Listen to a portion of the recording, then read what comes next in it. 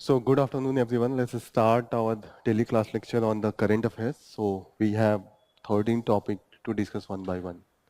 कल जाके रिवाइज किया था? कल रिवाइज किया था जो नोट्स बाद में हमने अपलोड किया था करंट अफेयर्स का.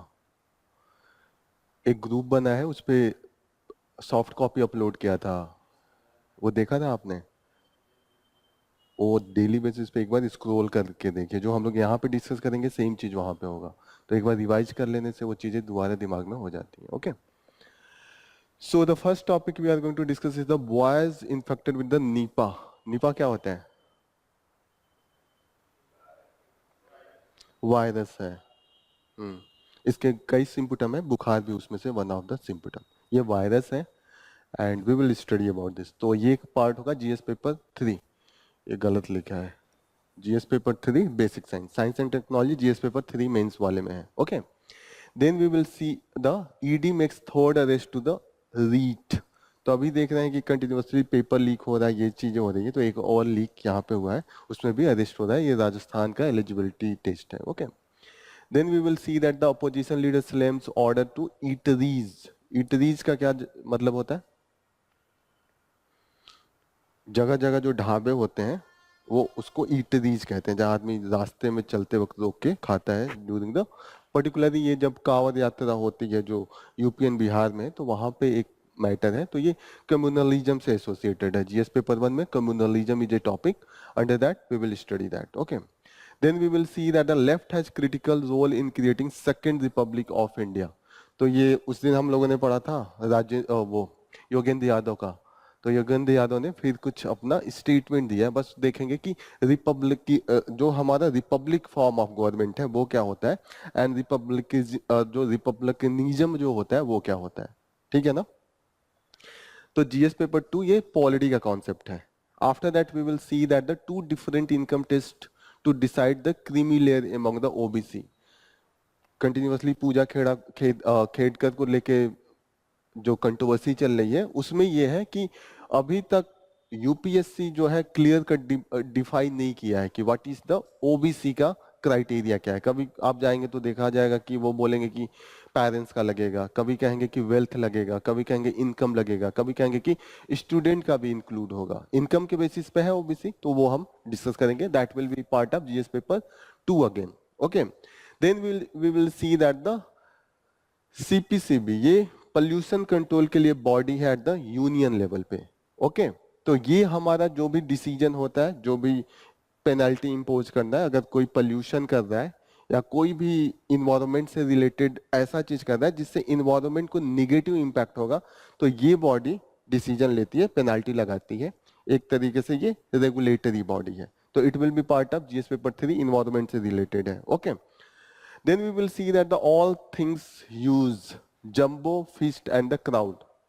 तो एक फेस्टिवल केरला में मनाया जाता है जहां पे एक साथ कई एलिफेंट्स को, हाथियों को लाइन में लगा के लोग आते हैं और एक तरीके से उनको डिफरेंट टाइप का फ्रूट्स, खाना, मेडिसिन से एसोसिएटेड फ्रूट्स वो खिलाते हैं. तो उसके बारे में थोड़ा सा देखेंगे कि what is this. Okay.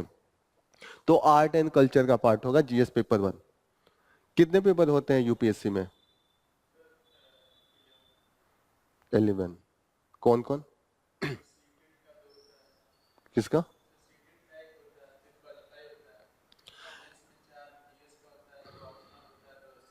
Hmm. Okay.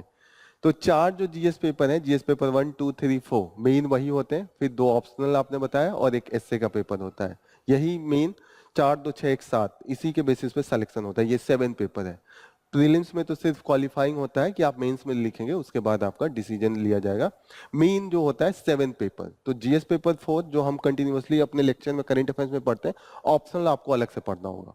And essay we will be जो इसका ओवरऑल एक्यूमुलेट करके हम लिखेंगे वो एस से लिखेंगे. तो essay and GS paper 4 we will be studying. Okay. Optional अलग से आपको पढ़ना होता है. 2 पेपर क्लियर होता है.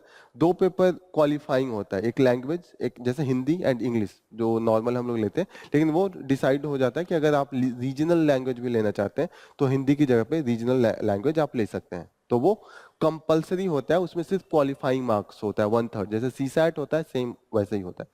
जीएस पेपर वन में आर्ट एंड कल्चर होता है, हिस्ट्री का पार्ट है GS paper one. GS paper one में क्या क्या है? History, society and geography, 3 part है। जीएस पेपर टू में polity, governance and international relation. GS paper three में economics, science and technology, internal security, environment, okay, और internal security भी है। GS paper four ethics, total ethics है, ethics case study, आधा case study और आधा theoretical part होता है। क्लियर हो रहा है? तो ये सब मैं डिवाइड किया रहता हूँ, वो सब पार्ट होता है कि जीएस पेपर वन का ये पार्ट आर्ट एंड कल्चर का है। जैसे नेक्स्ट है what is the gender gap in education. कल हम लोग जेंडर पढ़ रहे थे ना, आज gender gap in the education है। तो ये सोसाइटी का पार्ट है, जीएस पेपर वन में ही आएगा। क्लियर हो रही है? Then we will see that the will local jobs quota pass the legal test। कल हमने लोकल जॉब का पढ़ा था ना, ये जो अभी किसने बनाया? कर्नाटका ने। हमने और भी एरिया पढ़े थे, कुछ और एरिया इसमें डिफाइंड है कि ये लोग क्या क्या उस लॉ में बना के रखे हैं। तो किसका पार्ट होगा ये? GS paper to reservation. Reservation is the part of article 14, 15, 16 जो राइट टू इक्वालिटी की बात होती है, उसी में आर्टिकल 15 एंड 16 में रिजर्वेशन की बात हो रही है। Okay, Then we will see that what is the rule for the IAS probationer। कल भी हमने पढ़ा था, पूजा खेड़ा का मैटर चल रहा है।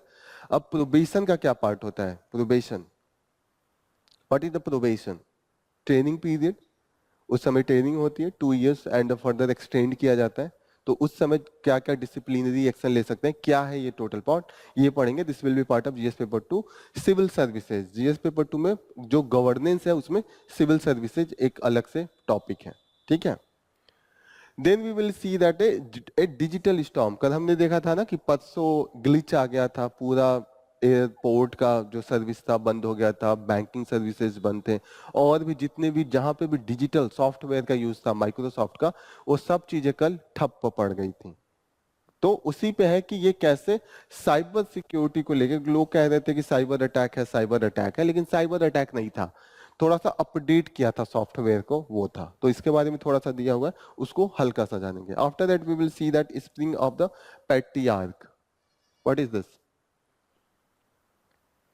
रवांडा में इलेक्शन हुआ है, वहां के जो कंटिन्यूअसली जो वहां के प्रेसिडेंट है वो चौथी बार जीते हैं और उनको 99% वोट मिला है। 100 में 99 लोगों ने उनको वोट किया है।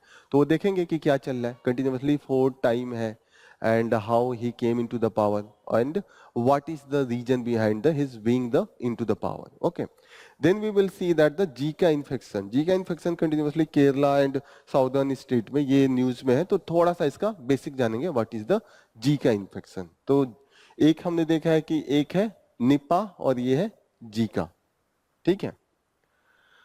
So let's start with the front page।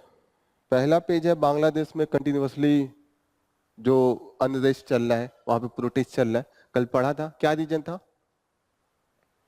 कल कल इन्होंने भी बताया था, क्या रीजन था? 1971 में जब बांग्लादेश को फ्रीडम के लिए लड़ रहे थे तो उनको 30% रिजर्वेशन दिया है कि उनके होने वाले पीढ़ी दर पीढ़ी उनको 30% मिलेगी। अगर ये पता चल जाए कि ये स्वतंत्रता सेनानी, हमारे वहां पे भी तो देते हैं, इंडिया में भी स्वतंत्रता सेनानी को कुछ कुछ पेंशन वेंशन दिया जाता है, लेकिन जॉब में रिजर्वेशन नहीं है, जॉब में नहीं है। ओके, यहाँ पे जॉब में दे रखा है, वो भी 30% दे रखा है, तो काफी होता है। और मैक्सिमम जो पार्टी पावर में है उसी के लोग उसमें थे, क्योंकि वो जो वेस्ट पाकिस्तान से अलग होकर एक नया देश बनाना चाहते थे। जो खलीदा जिया अपोजिशन है, बांग्लादेश नेशनल पार्टी की जो लीडर है, वो किस सपोर्ट में थी कि पाकिस्तान के साथ ही हमको रहना है। आज वो ठीक ना, तो उनके लोग नहीं थे फ्रीडम फाइटर में, तो उनको रिजर्वेशन नहीं मिल रहा है, तो एंटी हो गया ना, उन लोगों के खिलाफ हो गया। तो कहीं ना कहीं उसको लेके लोग कह रहे हैं कि हटाइए। कल हम लोगों ने डिस्कस किया था, मेन दिक्कत ये है कि बांग्लादेश में इस समय जॉब नहीं क्रिएट हो रहा है, ये मेन है। रिजर्वेशन दे या ना दे, दैट डजंट इम्पैक्ट, तो वो सबको दिक्कत होती है जब जॉब नहीं क्रिएट होता है। ओके, नीट को लेके कंटिन्यूअसली चल रहा है और अभी एक डिस्ट्रिक्ट वाइज रिजल्ट आया है। डिस्ट्रिक्ट वाइज रिजल्ट का मतलब कि रिजल्ट आप डिक्लेयर करें और उसमें ये दिखा दें कि किस एरिया से कितने लोग सेलेक्ट हुए। तो इसमें रिजल्ट आया कि कुछ एरिया में काफी ज्यादा परसेंटेज सिलेक्शन है, तो कहीं ना कहीं उस एरिया में कुछ ना कुछ ऐसा चीज हुआ, चीटिंग या समथिंग, पेपर लीक समथिंग, तो उसको लेके हो रहा है कि इसकी पूरी जांच होनी चाहिए। जैसे कि हरियाणा में सिकार डिस्ट्रिक्ट है, राजस्थान में, तो वहां पे काफी ज्यादा है परसेंटेज। नॉर्मल जो ओवरऑल सिलेक्शन का है 1% है। 100 लोग दे रहे हैं तो 1% का सिलेक्शन होता है, एक का होता है। लेकिन इन सब डिस्ट्रिक्ट में जहां पे देखिएगा, यहाँ पे 100 में से जो सिलेक्शन का परसेंटेज है वो काफी हाई है। ओके, नियर अबाउट 7-8% के आसपास है कि 7-8 लोग सेलेक्ट हो रहे हैं। तो कहीं ना कहीं उस एरिया में कुछ ना कुछ लीकेज का चांसेज है। तो कई एरिया में आया है, जैसे कि यहाँ पे आ गया राजस्थान वाले एरिया में, महाराष्ट्र, केरला एंड कुछ कुछ एरिया में क्लस्टर्ड है। अच्छा नहीं कि पूरा स्टेट में है। चीजें समझ में आ रही हैं? एग्जाम हुआ था, एग्जाम में नॉर्मल होता है कि 100 लोग देते हैं तो एक लोग उसमें से सेलेक्ट होते हैं, ओवरऑल इंडिया का है। लेकिन किसी किसी क्लस्टर में ये परसेंटेज ड्रामेटिकली बहुत हाई हो गया है। और किसी किसी कॉलेज में भी, डीपीएस से कॉलेज है वहां पे जहां सेंटर पड़ा है, खासकर जो हरियाणा वाला डीपीएस है, वहां पे काफी ज्यादा सिलेक्शन है। नॉर्मल मानिए एक कॉलेज से 10 लोग सेलेक्ट हुए हैं, लेकिन किसी किसी कॉलेज से, एक ही कॉलेज से 50 लोग, 75 लोग सेलेक्ट हुए हैं। तो एक हो सकता है कि पढ़ते बहुत होंगे वहां के लोग। दूसरा है कि अगर आप पढ़ते होते तो हर साल रिजल्ट आया होता। एक साल कैसे आ जाएगा? होता है ना, हर साल आपके वहां से फेल हो जाते हैं। 100 लोगों में से 90 लोग, 100 लोग, 99 लोग, एक पास होने की संख्या एक साल बढ़ गई। तो कहीं ना कहीं कुछ तो रहा होगा। तो उस सब चीजों को अभी दिक्कत हो रही है, तो उसको लेकर डिमांड आ रहा है कि पूरा उसकी चेक इन कराई जाए। एक कमीशन बैठे सुप्रीम कोर्ट, उसको खुद देखे। यहाँ पे ट्रम्प का है, ट्रम्प का डिमांड अलग अलग होता है। अभी ट्रम्प कह रहे हैं कि अगर हम मैच जीत गया तो यूक्रेन वॉर को तुरंत बंद करवा दूंगा, चुटकी बजा के करवा दूंगा। ठीक है, तो ये सब है चीजें। ठीक है, peace to the world, and the war. उन्होंने बात भी किया है। जो जेलेंस्की, जेलेंस्की कौन है? यूक्रेन के प्रेसिडेंट है। ओके, ये वाली चीज आगे फिर से इसको बहुत डिटेल में डिस्कशन है, तो ये आगे डिस्कस करते हैं कि कल क्या हुआ था। ओके, नेक्स्ट न्यूज रीट को लेके है। तो what is the REET? Rajasthan eligibility examination for the teachers. Eligibility मतलब कि आप एलिजिबल हैं, आप योग्य हैं। ओके, तो यहाँ पे भी पेपर लीक का केस आया है, उसको भी चेक किया जा रहा है। तो जस्ट एक एग्जाम्पल के रूप में आप दे सकते हैं, जब भी बात हो आप एग्जाम्पल दे रहे हैं तो आप इसका भी नाम मेंशन कर सकते हैं। Nipah, what is the Nipah? Zoonotic जिसका कहते हैं। अगर एनिमल से एनिमल में ये करता है, जैसे आपने कहा चमगादड़ से, तो चमगादड़ क्या खाएगा? फ्रूट खाएगा, फ्रूट खाएगा, या उसका जो भी ड्रॉपिंग्स होगा वो कहीं ना कहीं ह्यूमन के टच में आएगा और बीमारी इनको हो जाएगी, ह्यूमंस को। ओके, ये काफी सीरियस है, इसमें काफी चीजें, दिमाग पे भी इंपैक्ट आ रहा है, इंसेफेलिटीज हो जा रहा है। ओके, और भी रिस्पिरेटरी, जो हमारे सांस से रिलेटेड जितनी भी बीमारियां हैं वो काफी हो जा रही है, और डेथ काफी आई है। मोर्टेलिटी का मतलब क्या होता है? मरने का रेट। 100 लोगों में अगर हो रहा है तो 40 से 75 लोग डेथ हो जाते हैं। नॉर्मल हमको फीवर होता है, सब लोग सही हो जाते हैं, 100 में 100। रेयर केस में कोई डेथ होता है। जब डेथ होने लगती है तो उस बीमारी को माना जाता है काफी खतरनाक है। कैसे फैलना है? बैट से फैलना है। वायरस आएगा बैट में, उसके बाद इन सब चीजों को इंसान कंज्यूम करता है। पिग भी खाता है, फ्रूट्स खाता है, एंड अगर किसी पेड़ के इसमें भी कांटेक्ट में है, या इसका नारियल का वाटर कुछ भी ले, तो उसको ट्रांसफर हो जाएगा। चीजें क्लियर हो रही हैं? जैसे इन्होंने कहा कि सिम्पटम क्या आएगा, जैसे उन्होंने कहा फीवर हो जाता है, हेडेक काफी आई रहेगा, नौसिया होगी, वोमिटिंग होगी। ये सब चीजें पहचान की तरीके हैं कि अगर ये सब चीजें हो रही हैं तो आपको जाके चेक कराना चाहिए। You could be facing the what? Nipah. तो निपा समझ में आ रहा है क्या है? आएगा प्रीलिम्स में, कर लेंगे ना। जूनोटिक वायरस है। जूनोटिक का मतलब क्या होता है?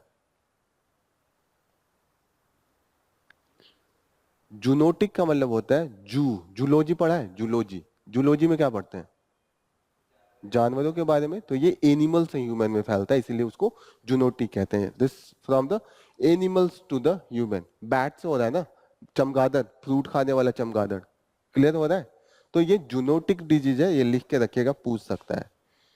ठीक है, इसकी हिस्ट्री है कि ये 1998 से ये फैल रहा है। पहले इसका जो पहली बार पाया गया था, इसका निपाह नाम, एक मलेशिया में एक विलेज का नाम है निपाह, वहीं पे पहले स्टार्ट हुआ था, इसीलिए इसका नाम निपाह हो गया। ओके, 1998 से ये काफी प्रिवलेंट है, 1998 से। निपाह एक गांव का नाम है मलेशिया में, वहां से ये फैला है, इसीलिए इसका नाम निपाह है। चीजें क्लियर हो रही हैं? लिख लिया, जूनोटिक डिजीज, ये नोट किया? This is a zoonotic disease. इसका मतलब होता है एनिमल टू ह्यूमन में ट्रांसफर होगा, transition from the human to the animal to the human. दिख रहा है बैक साइड में? नहीं दिख रहा है? अब दिखा? अब नहीं दिखे तो प्लीज आप बताया कीजिए।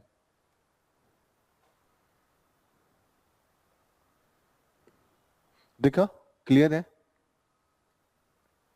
प्रोसेस दिख रहा है कैसे वायरस कहां से कहां पे सर्कल कर लियो।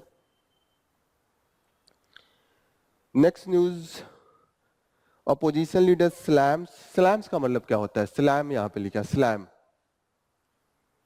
Order for the eateries to display name plates on the Kanwar Yatra route. Slam का मतलब क्या होता है? इंग्लिश में पढ़ते रह जाए ताकि इंग्लिश भी स्ट्रांग हो। What is mean by slam? विरोध करना। स्लैम मीन्स किसी को बहुत स्ट्रांगली क्रिटिसाइज करना। ठीक है, पता है आपको? लिख लीजिए, जिसको नहीं पता वो नोट डाउन भी करते चले। ओके, ऑर्डर अभी यूपी एंड उत्तराखंड की गवर्नमेंट ने जितने भी रोड साइड पे दुकानें थी खाने वाली, उनको बोला कि आप अपना दुकान का नाम, जनरली हम लिखते हैं पेट्रोटिक आइजस लिखा है, वहां पे कोई इसका है ये तो नाम लिखा नहीं है।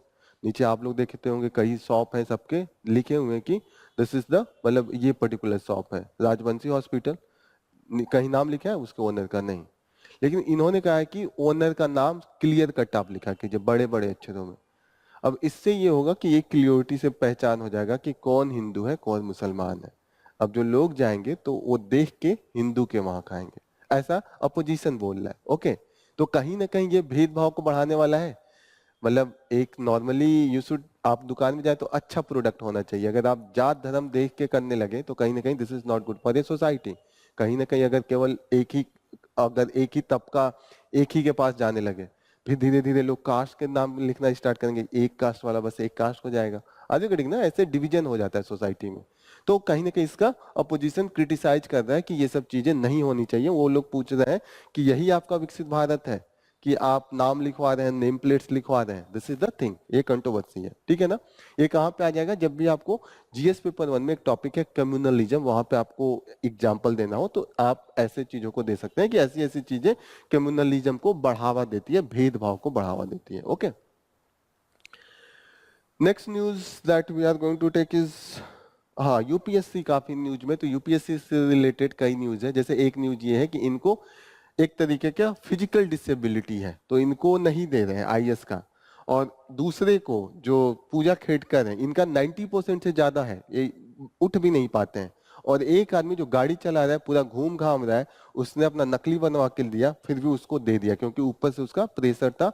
उनके पिताजी पहले से ही आईएएस ऑफिसर थे, पूरा उनका पॉलिटिकल पावर था। तो ये चीज को लेके यहाँ पे क्रिटिसिज्म चल रहा है कि जिसको आपको रोकना चाहिए उसको रोक नहीं रहे, और जिसको नहीं रोकना चाहिए आप रोक रहे हैं। This is the criticism. यहां पे आ रहा है left has critical role in creating a second republic of India. क्या इसका मतलब समझ में आ रहा है? लेफ्ट का मतलब क्या है? What is the left? Left is the political ideology. Right left दो तरीके का आइडियोलॉजी होता है, एक सेंटर होता है। क्या है लेफ्ट का आइडियोलॉजी?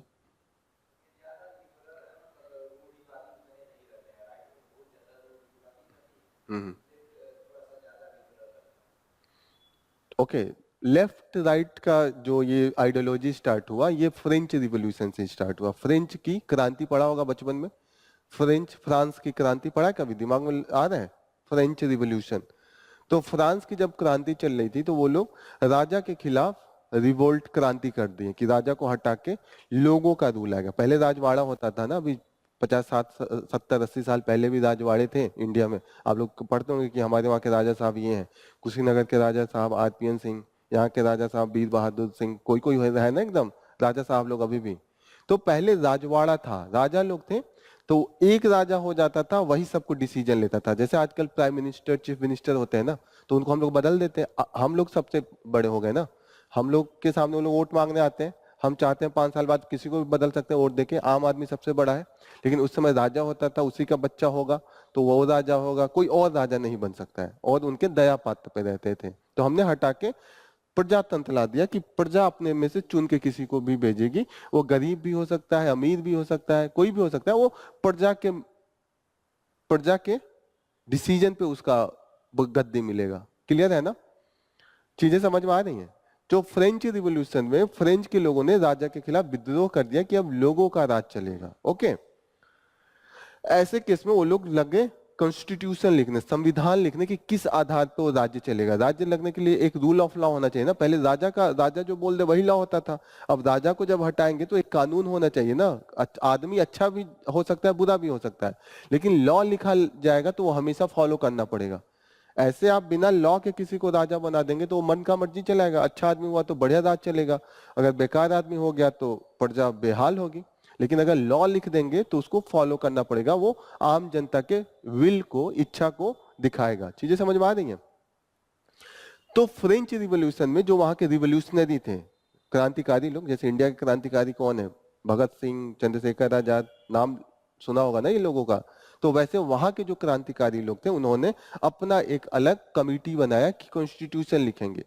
तो वहां पे उनमें भी दो तरीके के लोग थे। एक थे कि तुरंत सब कुछ चेंज करना चाहते थे कि पूरी इक्वालिटी आ जाए, सारा सबका जमीन लेके सब में बांट दिया जाए, ठीक है। जो दूसरा था वो कंजर्वेटिव था, वो कहता था नहीं, धीरे धीरे चेंज किया जाए, राजा के पावर को कम कर दिया जाए, एक राजा कर दिया जाए और उसके साथ कमिटी बैठा दिया जाए। कमिटी उसको सजेशन देगा, राजा वो फॉलो करेगा। वो चीजों को एक ही बार चेंज नहीं करना चाहते थे। वो चाहते थे जो अमीर है वो अमीर है, लेकिन उन पे भी टैक्स लगा दिया जाए, जो आम जनता पे उस पे टैक्स कम कर दिया जाए। जो लेफ्ट वाले थे वो कह रहे थे नहीं, सारे पे टैक्स, उन पे क्यों टैक्स, उनका भी सब कुछ छीन लिया जाए, जिसपे ज्यादा पैसा उस पे ज्यादा टैक्स लगना चाहिए। मतलब वो सब कुछ एक चेंज करना चाहते थे, एकदम इक्वालिटी, सबको राइट दे देना चाहते थे। जो कंजर्वेटिव थे वो कह रहे थे किसी किसी को राइट दिया जाए, जिसके पास प्रॉपर्टी हो, या जो थोड़े पास जॉब करता हो, या जो किसी लेवल पे एजुकेशन किया हो।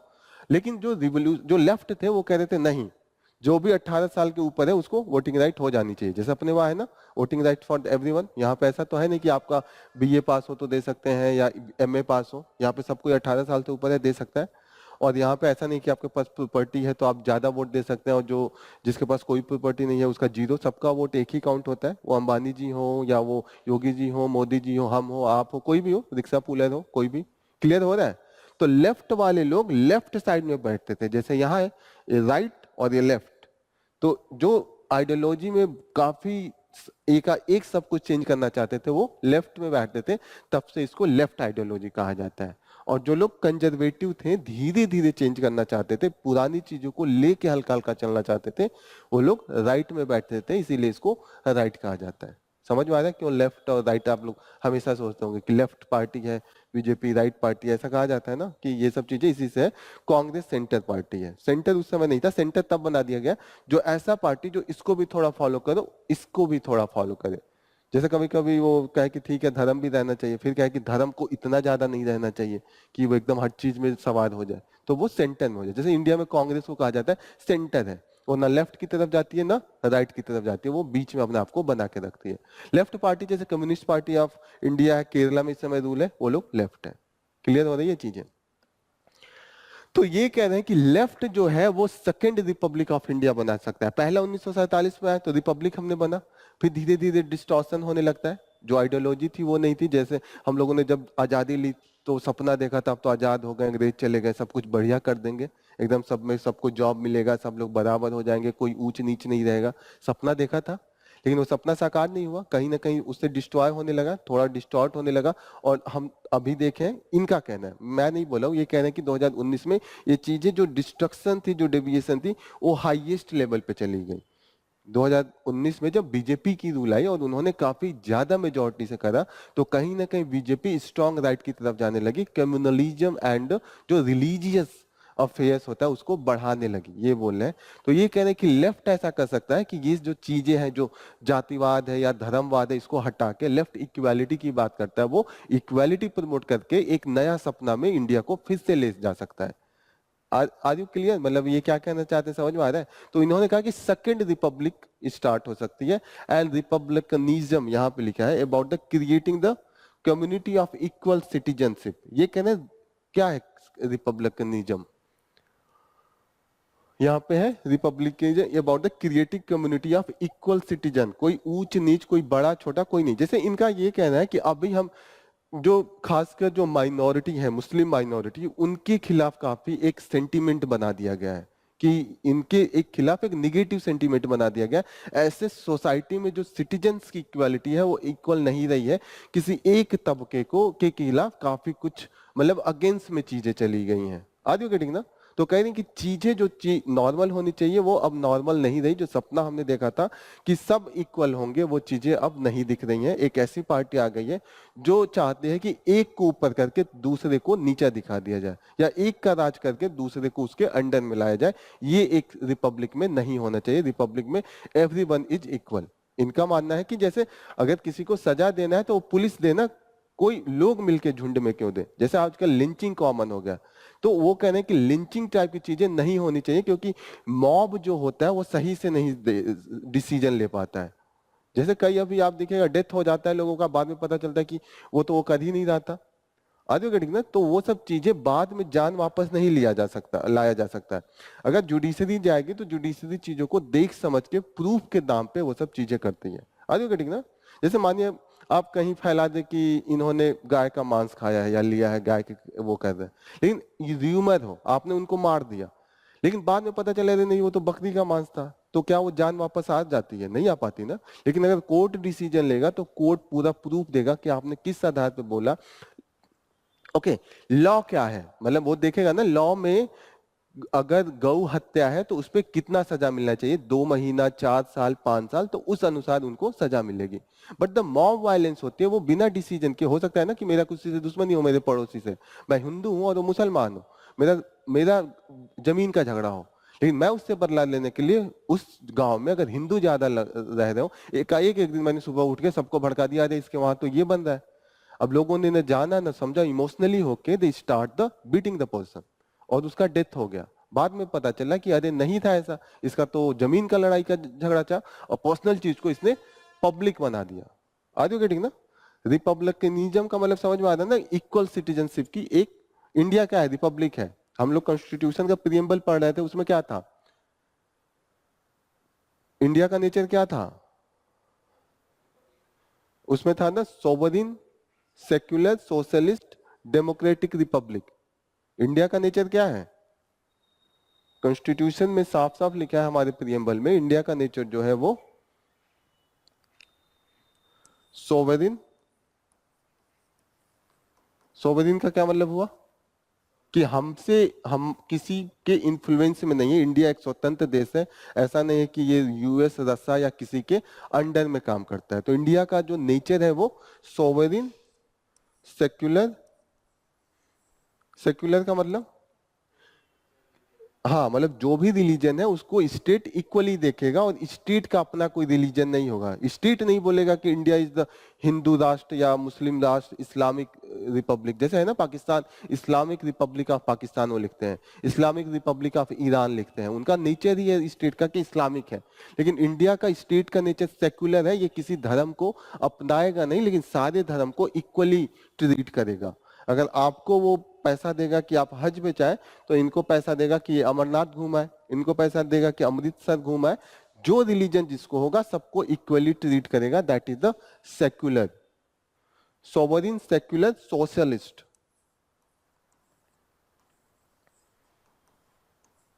सोशलिस्ट का मतलब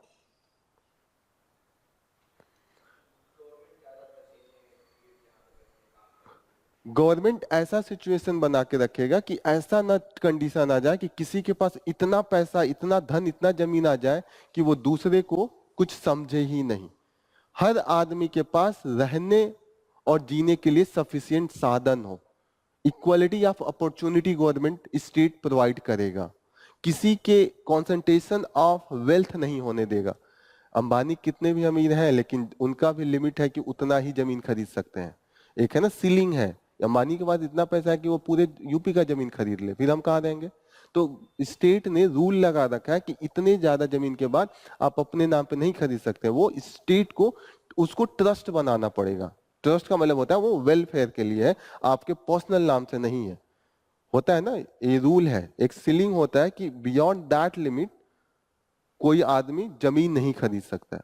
इंडिया में ये भी रूल है कि जब आपका इनकम बढ़ेगा तो टैक्स भी बढ़ता जाता है, 10%, 20%, 30% एक्स्ट्रा भी टैक्स लगा दिया जाता है। आर यू गेटिंग ना? तो सोशलिस्ट है इंडिया का नेचर कि किसी को भी कॉन्सेंट्रेशन ऑफ वेल्थ का मौका नहीं मिलेगा। और क्या है? डेमोक्रेटिक। डेमोक्रेटिक का मतलब क्या हुआ? Government of the people, for the people, by the people.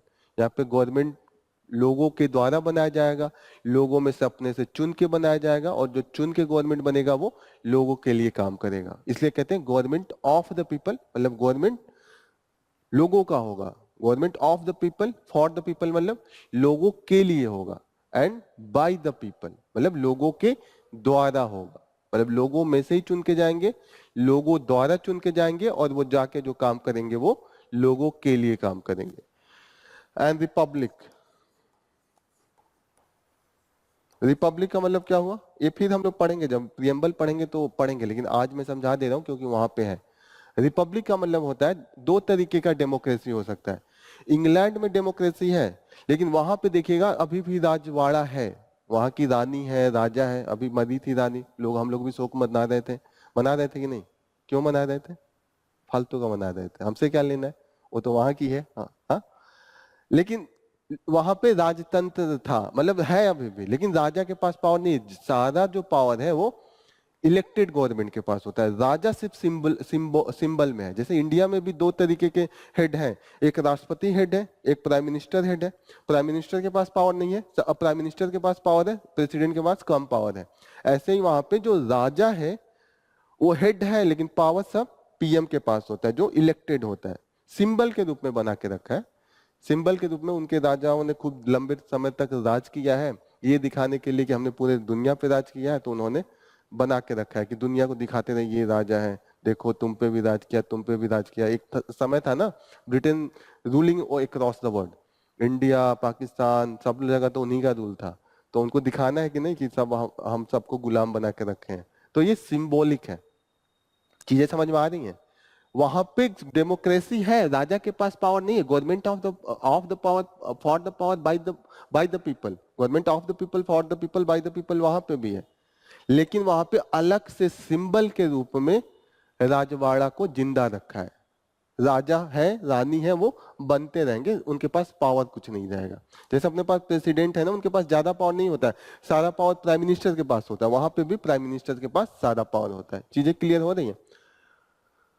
तो यहाँ पे हम लोग क्या पढ़ रहे थे, what was the our topic, कि वो कह रहे हैं कि रिपब्लिक हम बनाना चाहते हैं इक्वल सिटीजन का। बस एक कॉन्सेप्ट है, आप समझिएगा, इनका व्यू क्या है उसे हमें नहीं लेना है, ठीक है। अब इन्होंने बीजेपी को क्रिटिसाइज किया तो हम उसमें क्यों जाए, हमें सिर्फ ये लेना है, ये क्रिटिसाइज करते रहे, ठीक है, अपना व्यू है।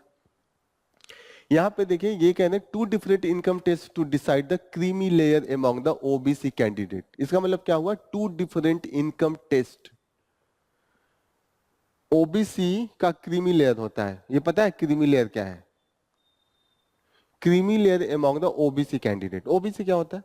अदर बैकवर्ड कास्ट, एक कम्युनिटी है। हम अपने समाज में कई तरीके के लोगों को बांट के रखे हैं, जो लोग बहुत पिछड़े थे और पहले से उनको पीछे रखा गया, तो उनको कभी एससी, एसटी, ओबीसी में बांट के रखा गया। ओबीसी में ऐसा है कि ओबीसी में अब कुछ ऐसे हैं जो बहुत ज्यादा डेवलप्ड हैं, ऑलरेडी वो पहले से ही आगे हैं, तो उनके लिए कहा गया कि वो अगर जो आगे हैं उसमें, तो सब तो फायदा वो लेते जाएंगे। हमने रिजर्वेशन क्यों दिया है, आरक्षण क्यों दिया है? ताकि जो पीछे हैं उनको कुछ अलग से सीट दे दिया जाए, ताकि उनको उनकी जैसे इकोनॉमिक स्थिति अच्छी नहीं रही है, या उनकी एजुकेशनल स्थिति पहले से ही अच्छी नहीं रही है, हिस्टोरिकली उनको बांट के रखा गया है। जैसे होता है ना कि ओबीसी या एससी एसटी, जैसे अनटचेबल पहले कहा जाता था ना, ये अछूत है, ये चंडाल है, अभी भी ये चीजें गांव में देखने को मिलेगा कि इनके वहां से इनको आने नहीं देंगे, जाने नहीं देंगे। ऐसे लोग में जब आप लोगों के साथ ऐसा भेदभाव करने लगते हैं, तो उन लोगों को पढ़ने का मौका नहीं मिलता है, समाज ही उनको पढ़ने से अलग रखता है। तो ऐसे में हम आरक्षण दिए कि ऐसे लोग जो पीछे रह गए हैं आजाद भारत में, उनका भी हक लगे, ताकि वो भी हर जगह पोस्ट पे जाए, वो भी पढ़े। ओके। ओबीसी एक कम्युनिटी है जो थोड़ी सी डेवलप्ड थी, ओके, SC ST उनको रखा गया, जैसे ST में उनको रखा गया जो आदिवासी लोग जंगल में रहते थे सबसे ज्यादा पीछे। फिर SC में उनको रखा गया जो लोग को अछूतों जैसे व्यवहार किया गया। फिर हो गया OBC जो थोड़े मिडिल डोमिनेंट कास्ट थे, थोड़े बहुत लैंड थे, खेती वोती करते थे, वो OBC में आ गया। और जनरल में जो ऑलरेडी अपर कास्ट थे, जो ऑलरेडी जिनके पास मैक्सिमम अधिकार था। ओबीसी में जो मिडिल में थे कुछ लोग, उसमें से काफी संपन्न हो गए थे, तो ऐसे में अगर वो लोगों को भी राजद छट दिया जाएगा, मानिए 100 सीट में से 20 सीट हम ओबीसी के लिए रखते हैं, और ऐसे में जो संपन्न है वो 20 सीट तो सब लेते जाएंगे, तो जो पिछड़े ओबीसी में उनको तो असली मिला नहीं, तो उसके लिए इन्होंने क्रीमी लेयर लेके आया कि जो लोग संपन्न है उनको क्रीमी लेयर कहा जाएगा। अब क्रीमी लेयर का टेस्ट कैसे होगा, इसके लिए जो यूपीएससी है जो ये एग्जाम कराती है वो खुद कंफ्यूज रहती है। कभी ये कहते हैं इनकम का रहेगा कि फादर और मदर का दोनों का इनकम जोड़ के पर ईयर 8 लाख से ज्यादा नहीं होना चाहिए। कभी कभी कहेंगे वेल्थ भी होना चाहिए, पूरा धन। फिर कहेंगे कि आपका एग्रीकल्चर से जितनी कमाई हो रही है, लैंड है तो वो भी जोड़ेंगे। तो इनमें काफी वेरिएशन है, इसको लेके है कि अभी भी क्लियरिटी नहीं है। वही चीजें यहाँ पे दिखाई जा रही हैं कि जैसे यहाँ पे 8 लाख का जो इनकम है पेरेंटल सैलरी होता है, पेरेंट का सैलरी। तो इसमें मैं जॉब कर रहा हूं तो मैं डिस्पाइट अगर जॉब 8 लाख का भी कर रहा हूं पर मंथ, लेकिन पेरेंट्स की जो सैलरी है 8 ईयर से कम है, तो ओबीसी का नॉन क्रीमी लेयर मिलेगा। क्रीमी लेयर का मतलब आपको नहीं मिलेगा 8 लाख से ज्यादा है, 8 लाख से अगर आपके पेरेंट्स को कम है तो उनको नॉन क्रीमी लेयर का दिया जाता है और उनको आरक्षण दिया जाता है। कि चीजें क्लियर हो रही हैं? अब इसमें ये कह रहे हैं कि इनका खुद ही क्लियर नहीं रहता कि कभी ये कुछ को इंक्लूड करते हैं, कभी किसी चीज को एक्सक्लूड करते हैं। जैसे इन्होंने एक्सक्लूड करके रखा कि जो ऑफिसर हैं जो हायर पोस्ट पे हैं, जैसे सेक्रेटरी है, आईएएस पीसीएस के जो पोस्ट पे, जो हायर पोस्ट पे हैं, उनके बच्चों को वो अपने आप ही एक्सक्लूड हो जाएंगे। अब इन्होंने एक बीच में एक्सेप्शन दे दिया कि वहां पे अगर वो सीनियर जो है वो अगर प्रमोट करके गए हैं तब नहीं दिया जाएगा। तो भाई प्रमोट करके जाए या किसी भी तरीके से जाए, वो गया तो है उस पोस्ट पे, ये सब चीजें होनी चाहिए ना। तो यहाँ पे फिर ये कंफ्यूज कर देते हैं। तो यही यहाँ पे ओवरऑल डिस्कशन है कि इनके पास क्लियर कट फॉर्मूला नहीं है कि कैसे डिफाइन किया, इसीलिए ये सब फ्रॉड भी होता रहता है। जो अभी हम लोग फ्रॉड देख रहे हैं ना कि पूजा खेड़कर और कई लोगों का आया है। अभी एक आईएएस ऑफिसर थे, आजकल गाना वाना गाने लगे, फिर रॉ को कुछ अभिषेक नाम था, अभिषेक कुमार, कुछ आप लोगों ने देखा होगा, रिजाइन दे दिया। उनका आ रहा है कि वो भी कुछ अपना फ्रॉड से बनाए थे। कई लोगों का ऐसे आ रहा है। तो ऐसे में आपने जब चीजें क्लियर ही नहीं रखी, तो चीजें जब क्लियर नहीं होती हैं तो उसका मिसयूज होने लगता है। जब आप ही कहें कि नहीं नहीं ये हो सकता है, आप एक बार कहें कि जो हाईएस्ट पोस्ट पे ऑफिसर है वो नहीं हो सकता है, उसके बच्चे नहीं हो सकते हैं, नहीं उनको रिजर्वेशन मिल सकता है। अगली बार आप कहें कि प्रमोशन होके गया हो तो मिल जाएगा, और अगर हायरिंग हो तो नहीं मिलेगा। तो अब हायरिंग क्या है, प्रमोशन क्या है, ये सब चीजें कैसे समझ में आएंगी? चीजें ही नहीं समझ में आएंगी। फिर इन्होंने कहा कि एग्रीकल्चर से वेल्थ अगर क्रिएट हो रहा है तो उसको हम ले लेंगे उसके इनकम में, वेल्थ में, तब वेल्थ की बात आ गई। तो ये सब चीजें कंटिन्यूअसली ये सब डिस्कशन में है।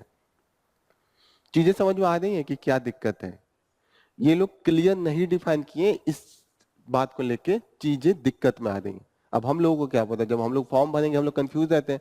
हम लोग जाते हैं, वो किसके पास जाते हैं हम लोग, ओबीसी ये सब बनाने, तहसील में जाते हैं, लेखपाल लेखपाल अपना कहानी सुनाने लगेगा कि अरे वेल्थ चाहिए कि आपका ये चाहिए। फिर हम लोग कंफ्यूज होते हैं, ये सब चीजें। हाँ, वो पैसा वैसा लेके कहेगा अच्छा तब ठीक है। अगर आपने पैसा नहीं दिया तो बहुत सारे नियम बता देंगे, और जो आपने 200-400 रुपए दिया तो फटाफट आपका बना बना के दे देंगे, कुछ नहीं। तो ये सब चीजें अगर आप चीजें क्लियर नहीं रखते तो उससे जो ऑफिसर होता है उसके हाथ में पावर देते हैं घूस लेने का, वो आपको फंसा देगा। आप कहेंगे, आप जा कहेंगे वेल्थ के नाम पे बनता है, तो वो कहेगा नहीं यहाँ इनकम लिखा है, फिर तो आपका रिजेक्ट हो जाएगा। फिर अब जब इनकम को लेके जाएंगे तो कहेगा नहीं वेल्थ लिखा है, आप कंफ्यूज हो जाएंगे। आर यू गेटिंग ना? लगेगा कि अरे मैं गलत हूं क्या। तो चीजें ऐसी हैं। नेक्स्ट न्यूज जो इंपॉर्टेंट है हमारे लिए, CPCB plans to check the violation on the plastic trading regime. तो मेनली सीबीसीबी क्या है इसके बारे में हम पढ़ते हैं। सेंट्रल पोल्यूशन कंट्रोल बोर्ड क्या है?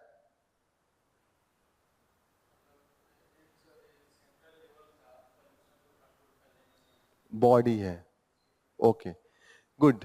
तो ये जो है ये यूनियन लेवल पे, सेंट्रल लेवल पे जो बॉडी है, अगर कहीं पे भी पोल्यूशन होता है, जैसे आपने प्लास्टिक फेंक दिया, किसी फैक्ट्री है, फैक्ट्री ने वो अपना पूरा प्लास्टिक नदी में बहा दिया, तो ये वाला बॉडी से अगर कोई जाके शिकायत करेगा तो ये वाली जो है सीपीसीबी वो उस पर पेनाल्टी लगाएगी।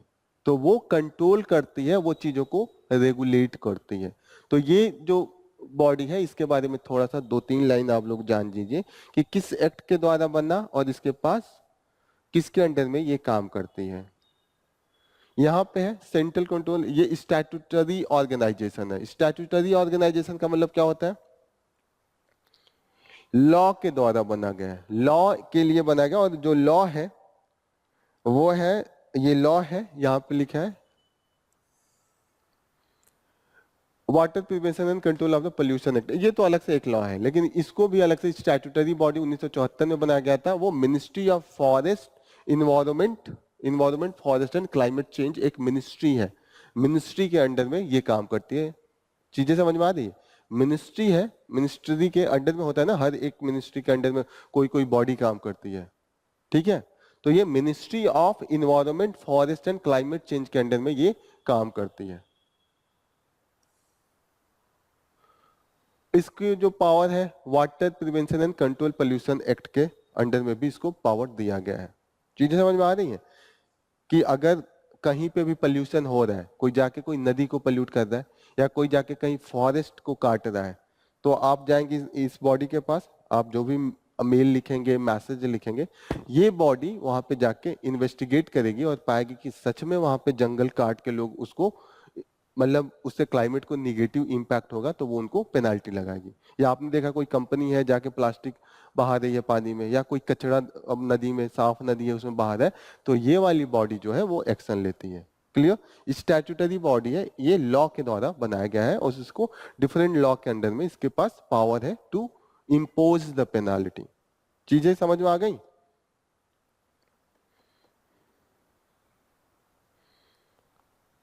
जीएस पेपर 3 इन्वायरमेंट से रिलेटेड ये है, लिख लिया ये सब चीजें। ये लिखा है water prevention control pollution act. पूछ सकता है कि हमारे पास मेंस में ऐसा कभी क्वेश्चन पूछ सकता है कि इन्वायरमेंट प्रोटेक्शन के लिए हमारे पास कौन कौन से लॉ है, तो ये सब लॉ आप एग्जांपल दे सकते हैं। यूपीएससी ऐसे क्वेश्चन पूछता है कि इसको बचाने के लिए क्या लॉ है, तो जो मेन मेन लॉ है वो याद होने चाहिए। Next important news, Muslim back Purola with the wound of hounding over a kidnap that never happened। तो ये कुछ खास नहीं है, एक तरीके से जो एक जगह है वहां पे तनाव बन गया था लास्ट ईयर। ये जो पुरोला है ये गंगोत्री, जो गंगोत्री है उसके काफी पास है। गंगोत्री का जो टेम्पल है ना, गंगोत्री या यमुनोत्री, आई थिंक यमुनोत्री, उत्तरकाशी में क्या है, यमुनोत्री है कि गंगोत्री है? इसमें कहीं लिखा है यमुनोत्री और द गंगोत्री, कहीं दिखा? आप लोगों को दिखे तो बताइएगा, यमुनोत्री और द गंगोत्री।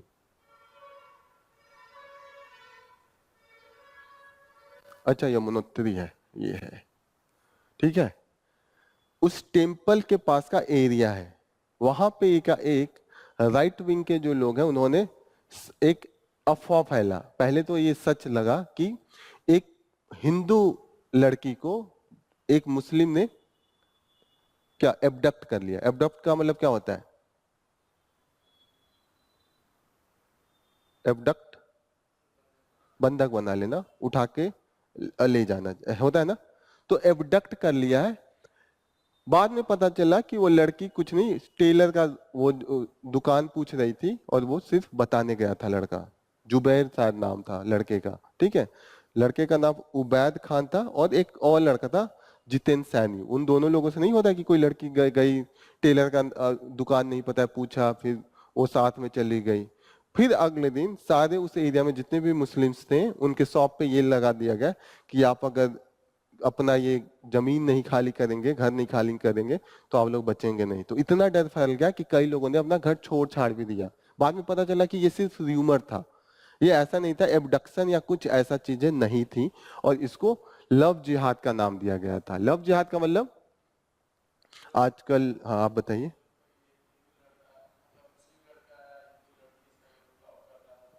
हाँ, बहला फुसला के उसने उसको कन्वर्ट करने के लिए, ऐसा चीजें फैलाई जा रही है, ठीक है। तो ये सब चीजें हैं। लेकिन यहाँ पे है कि ये सब चीजों ये कह रहे हैं कि ऐसे र्यूमर फैलता है और जो माइनॉरिटी है कई बार उसका मिसयूज हो जाता है, डर फैल जाता है ना। जैसे आप मुस्लिम छोड़ छोड़ दीजिए, अगर आप हिंदूज में ही समझिए कि मुस्लिम से हमने हटा दिया पूरे समाज से, अगर हिंदू सिर्फ बच्चे तो जो नफरत फैलाने वाले होंगे वो तो कोई जात के आधार पे तो कह देंगे कि ये इनके लोग ऐसे होते हैं, ये लोग इन इस कास्ट के लोगों के लड़कियों के साथ लव के उसको करके फिर उसको कन्वर्ट करते हैं अपने कास्ट में। तो ये सब चीजें एक तरीके से सही नहीं है। ये सब चीजें जुडिशियल प्रोसेस के द्वारा होनी चाहिए। जैसे आप सही करना चाहते हैं तो आप पुलिस सही कीजिए, आप जुडिशरी अच्छा कीजिए। लोगों को भड़का के चीजें नहीं हो पाएंगी, क्योंकि उससे जो ट्रूथ होता है वो नहीं सामने आ पाता है। जैसे ये सब चीजें अगर पुलिस आके पकड़ कर ले जाती तो अलग बात है। अगर कोई ऑर्गेनाइजेशन लगे लिखने की अरे ये सब आप छोड़ दीजिए नहीं तो कल से मार काटी स्टार्ट हो जाएगा, तो ऐसे में जो वीकर सेक्शन होता है, जो कमजोर होता है, उसको काफी घाटा हो जाता है। वो कमजोर कहीं पे भी कोई हो सकता है, हर जगह। ऐसा नहीं है कि Hindus are always into the majority. कभी कभी हिंदूज के अंदर भी लैंग्वेज के आधार पर आप कभी माइनॉरिटी में आ सकते हैं।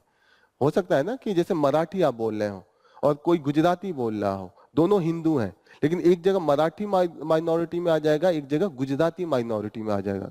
इसके नाम पे भी तो हम कम्युनिटी बना सकते हैं कि गुजराती कम्युनिटी, ये लोग जो खाते हैं अपना, उनका अलग खाने का तरीका है, मराठी अलग खाने का तरीका है, बोलने का तरीका अलग है। तो चीजें माइनॉरिटी और मेजोरिटी कभी भी बदल सकती हैं, लैंग्वेज के आधार पे, रिचुअल्स के आधार पे, रेस के आधार पे। रेस अलग अलग हो सकता है। जैसे पहाड़ों पे रहने वाला हिंदू और जमीन पे रहने वाला हिंदू में बहुत फर्क हो सकता है। शकल, आंखें, बाल हो सकती है, हिंदू वो भी हिंदू वो भी, लेकिन वहां पे वो माइनॉरिटी हो गया। अगर पहाड़ी लोग यहाँ पे आके 10 लोग हैं तो हम नहीं कह रहे पहाड़ी ऐसे होते हैं। अब आप बीच बीच में देखिएगा कि जो नेपाल से लोग आए होते हैं, चौकीदारी का काम करते हैं, उनके खिलाफ भी कभी कभी निगेटिव सेंटीमेंट आ जाती है। तो फैलाने को तो किसी भी आधार पे हो सकता है ना, रेस के आधार पे। रेस का मतलब जो फेशियल, जो बॉडी का स्ट्रक्चर होता है उसके अगर डिफरेंस कहते हैं तो उसको रेस कहते हैं। चीजें समझ में आ रही है? RACE, रेस, ठीक है। ये ऐसे ही था, बस एक तरीके का। उत्तराखंड, उत्तर यमुनोत्री कहाँ पे? चारों, बद्रीनाथ, केदारनाथ, यमुनोत्री एंड गंगोत्री, चारों कहाँ पे? उत्तराखंड में ही है। उत्तरकाशी डिस्ट्रिक्ट की बात है ये न्यूज कुछ ऐसे नहीं, जस्ट एक एग्जाम्पल दे रहा हूं कि चीजें ऐसे भी हो सकते हैं समाज में। ये केरला का सीन है, कैसा लग रहा है? लोग ये खाना वाना बना रहे हैं। इतना खाना किसके लिए बना रहे हैं? हाँ, इतना फ्रूट्स किसके लिए रखा है? केरला में एक त्योहार मनाया जाता है, उसका नाम है अन्नयुत्तु। अब पता नहीं कैसे इसको पढ़े, अन्नायुत्तु, ठीक है।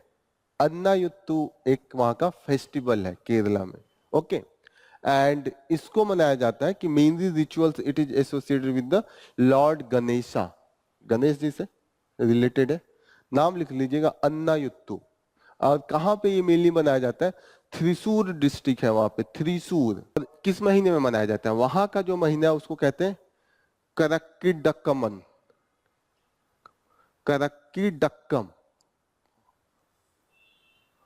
करक्कीडक्कम महीने का नाम है।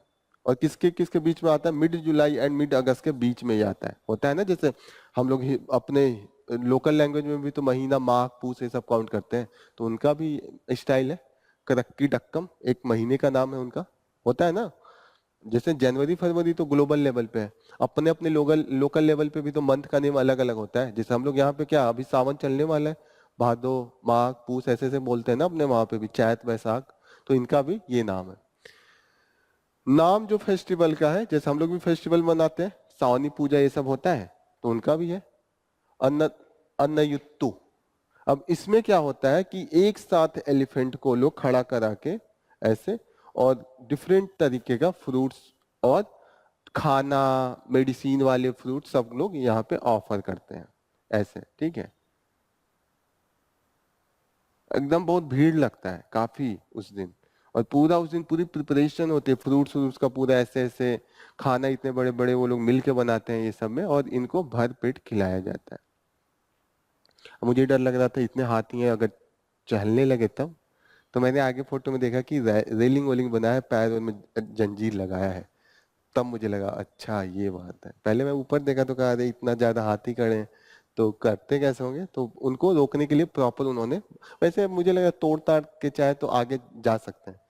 तो फिर ये इनका है कि ये लोग इसका हाथियों का टेस्ट करते हैं। एक डॉक्टर्स डॉक्टर्स जो होता है जो जानवरों का वेटरिनरी, और जो फॉरेस्ट ऑफिशियल है वो सबका टेस्ट करते हैं और देखते हैं कि हाथी का कोई ऐसा तो हिस्ट्री नहीं है जहाँ पे दौड़ भाग किया हो। शांत वाले हाथियों को बस लाया जाता है, तो प्रॉपर तरीके से सब कुछ हो के लाया जाता है। ओके।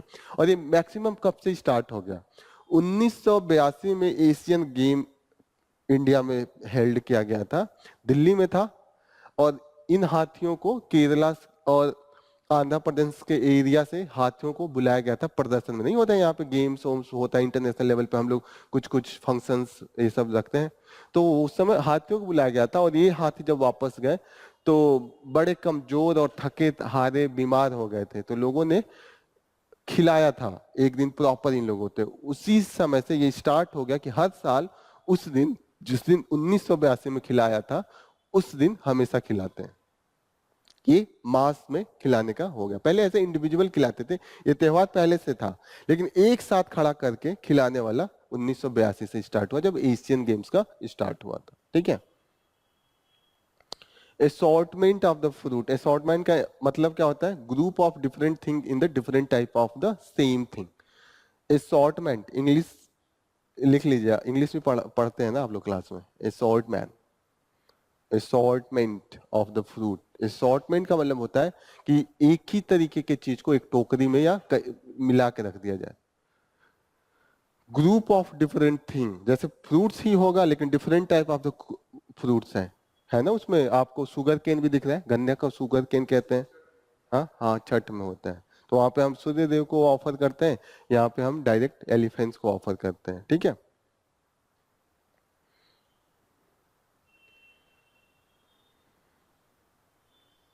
नेक्स्ट चले, लिख लिया सब कुछ। Next important news is what is the gender gap in education. क्या है gender gap in the education? What is the gender gap? Gender gap क्या है?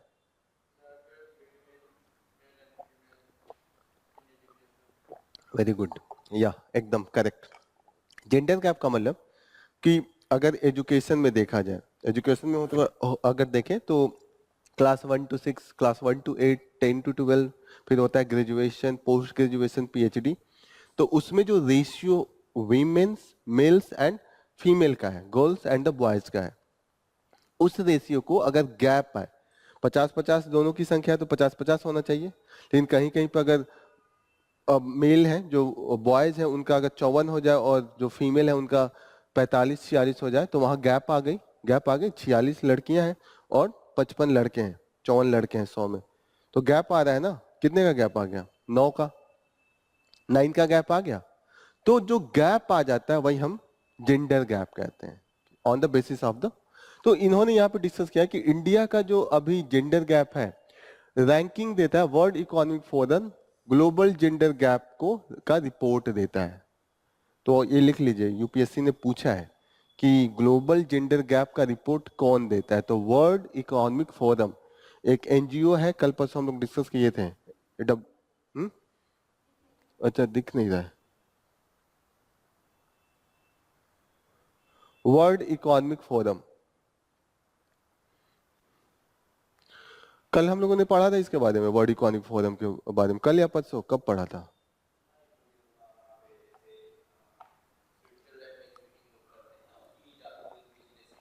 हम्म।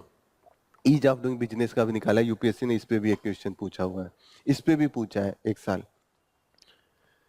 वर्ल्ड इकोनॉमिक फोरम कई रिपोर्ट निकालते हैं, हम लोग अक्सर न्यूज आता रहेगा, जो जो ये रिपोर्ट निकालते हैं, जब जब रिपोर्ट आएगा तो उस पर ये आता रहता है एडिटोरियल। तो अभी जो रिपोर्ट आ रहा है वो ग्लोबल जेंडर गैप पे आ रहा है। इसमें इंडिया को 129वें जगह पे दिया है आउट ऑफ 147 46 इकोनॉमिक में।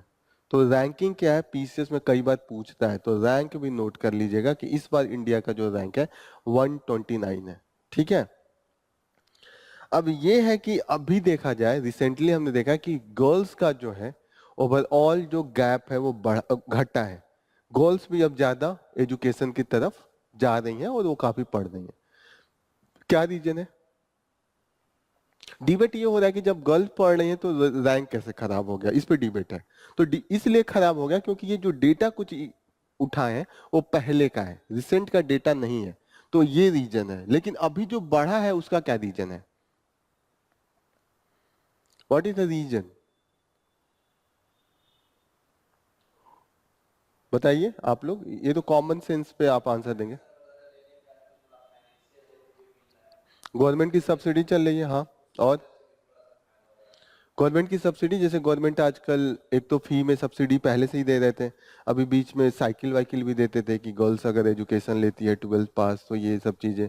फिर उनको कुछ कुछ की अगर एजुकेशन ग्रेजुएशन करना चाहती है तो वहाँ पे उनको सब्सिडी स्कॉलरशिप दे रहे थे। तो ये सब चीज़ें थी। दूसरी चीज़ें ये है कि नंबर्स ऑफ स्कूल सब धीरे धीरे नंबर्स वो भी थोड़े थोड़े इंक्रीज हो रहे हैं, तो एक्सेसिबिलिटी बढ़ रही है। मेन एजुकेशन वीमेंस का होता है कि उनका घर से कितना दूर है। जैसे यहाँ पे भी कई लोग आते हैं, उनका मेन क्वेश्चन होता है कि लड़कियां हैं कि नहीं क्लास में, होता है ना। खासकर जब सिटी में माहौल सही नहीं होता है तो मेन होता है कि how to protect the girls women. तो उनको लगता है कि अगर गर्ल्स ऑलरेडी हैं तो थोड़ा सा उनको अपना कुछ ग्रीवेंस है तो एक दूसरे से शेयर करने में इजी होगी या बताने में इजी होगी, होता है ना। तो जो एक्सेसिबिलिटी है पास में है। जैसे यहाँ से कई लोग ये भी है कि दिल्ली अपनी लड़कियों को इसलिए नहीं भेज रहे हैं क्योंकि गर्ल्स हैं, हम बाहर नहीं भेज सकते, लड़का रहता है तो भेज देते हैं। आर यू गेटिंग ना? तो इस तरीके का माइंड सेट होता है। गांव से लोग शहरों में नहीं भेजते। आप लड़का होगा भेज देंगे, लड़की होगी तो दो चार बार सोचेंगे तब भेजेंगे। तो जो सोशल माइंड सेट है, दैट इज ऑल्सो ये रीजन ये है। तो अगर कॉलेज वहीं पे चला जाए, मान हम दिल्ली से यहाँ आ गए, तो अब तो लड़कियां भी पढ़ेंगी। जो लड़कियां नहीं पढ़ पा रही थी, उनको नहीं इंस्टीट्यूट मिलता तो वो नहीं पढ़ पा रही। अब हम दिल्ली का चीज यहीं पे ला लिए तो अब नंबर्स बढ़ेगा, कुछ तो बढ़ेगा आने वाले टाइम में। ओके। तो अगर गांव में भी जो लड़कियां 5 किलोमीटर दूर जाती थी अपना क्लास 12 पढ़ने, क्लास 12 का कॉलेज अगर गांव में आधा किलोमीटर पे आ जाए, तो जो पहले 10 लड़कियां नाम लिखाती थी अब 20-25 लिखाएंगी। तो that is the other reason. Okay. जैसे गवर्नमेंट का एक महिला समक्ष सेंट्रल गवर्नमेंट का प्लान चल रहा है, दैट इज ऑल्सो इन्होंने मेंशन किया है। फिर इन्होंने कहा कि जहां जहां गवर्नमेंट इन्वॉल्व है वहां पे चीजें बढ़ी हैं, लेकिन जहां जहां प्राइवेट सेक्टर को दे दिया, जैसे इन्होंने एक एग्जांपल दिया गुजरात। गुजरात में सिर्फ पैसा देख के ही एडमिशन मिलेगा। अगर प्राइवेट सेक्टर स्कूल बनाएगा तो पैसा लेगा ना। गवर्नमेंट फ्री में दे सकती है चीजों को, प्राइवेट सेक्टर नहीं दे सकता है। इन्होंने गुजरात का एग्जांपल दिया है कि गुजरात में डिस्पाइट गुजरात डेवलप्ड में माना जाता है, वहाँ इंडस्ट्री ज्यादा है, वहाँ का इनकम भी ज्यादा, अमीर गुजराती लोग अमीर माने जाते हैं, फिर भी वहाँ पे जो वीमेन्स का एजुकेशन है वो काफी पीछे है। जो सेकेंडरी एजुकेशन में उनका इनरोलमेंट है वो ओनली 45% है। कई जो पिछड़े स्टेट है उनसे भी कम, झारखंड से भी पीछे है, बिहार से भी पीछे है। यहाँ पे इन्होंने लिखा है इवन उत्तर प्रदेश से भी पीछे है, यहाँ लिखा इवन। देखिए मजाक उड़ा दिया उत्तर प्रदेश का। जैसे नहीं कहा जाता कि अरे इससे भी ज्यादा इसका कम नंबर आया है, नहीं होता कि एक लड़का माना जाता है कि ये एकदम बद से बदतर है, और जब आपका बुराई किया जाता है तो नहीं कहा जाता अरे इससे भी इवन। तो इवन उत्तर प्रदेश का नाम बहुत इवन में आता है ये सब चीजों में कि अरे अभी उत्तर प्रदेश से भी ये पीछे चला गया। मतलब उत्तर प्रदेश बिहार जब भी आपको क्रिटिसिज्म करना है तो यूपी बिहार एकदम आगे आएगा कि अरे यूपी बिहार से भी। तो इन्होंने लिखा कि यूपी से भी पीछे चला गया है गुजरात, क्योंकि वहां पे जो एजुकेशन सिस्टम स्कूल का है वो प्राइवेट प्राइवेट को दे दिया है। कहीं लिखा होगा इसमें प्राइवेट सेक्टर। प्राइवेट सेक्टर क्या करेगा, पैसा लेगा। और जो वहां पे भी गुजरात में भी ट्राइबल एरिया है, विलेज एरिया है, तो वहां पे जो वीमेन्स है या फैमिली है उनके पास उतना पैसा नहीं होता। ऐसा थोड़ी है कि गुजरात सब अमीर है, अंबानी है तो है अमीर, लेकिन ऐसा थोड़ी कि हर आदमी अमीर नहीं है। अरे इंडिया में अंबानी है तो ऐसा थोड़ी कि हम इंडिया के सब लोग हो गए। होता है ना किसी बिल्डिंग में अगर एक आदमी के पास 1000 करोड़ है, या किसी गांव में एक आदमी बहुत अमीर है, तो उस गांव में गरीब भी तो है। तो यहाँ पे भी वही हाल है। यहाँ पे जो गरीब तबका है वो अपनी लड़कियों को नहीं भेज पाता है to get the education. Okay. तो यहाँ पे इन्होंने एक चीज ये लाई है। फिर इन्होंने डिफरेंट रिपोर्ट्स लाया है, फिर धीरे धीरे इन्होंने कहा कि चीजें इंक्रीज हुई हैं। ओके, जहां पे इन्होंने कहा कि जहां जहां गवर्नमेंट ने प्लान लाया है डिफरेंट, जैसे तो वहां वहां पे वीमेंस का अच्छा, जैसे वेस्ट बंगाल में इन्होंने कहा कि वीमेंस कुछ कुछ स्टेट में काफी अच्छा परफॉर्म कर रहे हैं, लड़कों से ज्यादा उनका है। छत्तीसगढ़ में इन्होंने कहा है कि 53% वीमेन का है, लड़के 47 हो गए, लड़कियां 53% उन्होंने इनरोल किया है। जैसे वेस्ट बंगाल में देखिए लड़कियों का संख्या 56 के आसपास है, 55.7, 55.7। लड़के तब कितने हो गए, कम हो गए, 44 हो गए। तो जहां पे भी ये कह रहे हैं कि मौका दिया गया है लड़कियों को, लड़कियां पीछे इसलिए नहीं है क्योंकि वो पढ़ने में कमजोर है, लड़कियां इसलिए पीछे हैं क्योंकि उनको मौका नहीं मिला, और जहां जहां मौका मिला है वहां वहां वो आगे हो गई है। तमिलनाडु, वेस्ट बंगाल, छत्तीसगढ़ में लड़कियों का इनरोलमेंट लड़कों से ज्यादा है, even the higher education and the secondary education everywhere. Are you getting ना? तो यहाँ पे ये सब चीजें दी हैं कि क्या क्या इम्पैक्ट है। राइट टू एजुकेशन का एक है कि ये क्लास 8 तक ही देता है, आप लोग को ये सब पता होना चाहिए। राइट टू एजुकेशन जो हम फ्री एजुकेशन दे रहे हैं वो क्लास 8 तक है, 9 10th तक नहीं है। तो यहाँ पे देखा जाता है जहाँ पे ये फ्री एजुकेशन के बाद चीजें बदलती हैं तो लड़कियों की संख्या थोड़ा सा इम्पैक्ट होती है क्योंकि एक्सेसिबिलिटी घट जाती है। ये सब चीजें। इंडिया का रैंकिंग कम इसलिए भी है क्योंकि पहले का इम्पैक्ट है, ऑलरेडी जो इलिटरेट है, एडल्ट जो हो गए हैं, जो अब माता पिता हो गए, तो एडल्ट लिटरेसी नहीं है अपने वहां भी कम है। एडल्ट लिटरेसी का मतलब क्या हुआ? एडल्ट लिटरेसी का मतलब जो नहीं होता है कि गांव में हम कहते हैं कि शाम को माता पिता जो लोग बड़े हैं उनकी क्लासेस चलेंगी, तो उस पर ध्यान नहीं दिया जा रहा है। और ऑलरेडी इंडिया में जो एजुकेशन का जो गैप है वीमेन्स एंड मेन के बीच में, वो ऑलरेडी पहले से है। इन्होंने एग्जाम्पल दिया 2011 का सेंसस, जनगणना, मतगणना। मतगणना पढ़ा होगा ना, 10 साल पे मतगणना होता है, जनगणना होता है। जनगणना मतगणना अलग होता है। मतगणना मतलब जब वोट देते हैं, जनगणना का मतलब जो आम जनता का काउंटिंग होती है कि कितने इस शहर में क्या कौन है, मेल फीमेल, कितने लिटरेट है। तो 2011 में जो पिछला हुआ था उसमें ये था कि लिटरेसी रेट में काफी डिफरेंस था। 64% उस समय, 100 में 64 फीमेल पढ़ी लिखी होती थी और 80 मेल थे। तो वही डिफरेंस अभी भी क्रिएट कर रहा है ओवरऑल जेंडर गैप में। ग्रॉस इनरोलमेंट रेशियो जो है उसका इंपैक्ट अभी भी हो रहा है, जो पहले का गैप बना हुआ है। क्लियर हो रही है? इसीलिए इंडिया का रैंकिंग 126 यहाँ पे है। ये प्रीलिम्स में पूछ सकता है, ये 126 को याद कीजिएगा आप लोग। क्लियर?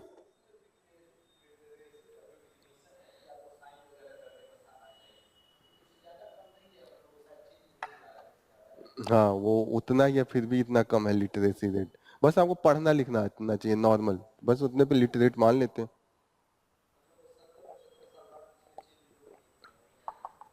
अब मतगणना ही कराना बंद कर दिए, चेंज क्या करेंगे? जो हो रहा था वो भी नहीं हो रहा है। मतगणना कहाँ हुआ? 2024 आ गया, हमेशा 10 साल पे हो जाता था। इस बार तो हो ही नहीं रहा, मुझे नहीं लग रहा कि अब होएगा आगे। क्यों नहीं करा रहे आप लोग, कुछ पता है? कोई गवर्नमेंट के लोग हैं? मोदी जी का, मोदी जी का कोई करीबी है, बता देगा कि कैसे हो रहे हैं। Okay, will the local job quotas pass the legal test? क्या है ये? What is this? Will the local job quotas pass the legal test? इसका मतलब क्या हुआ? इंग्लिश से पहले पढ़ लिया जाए।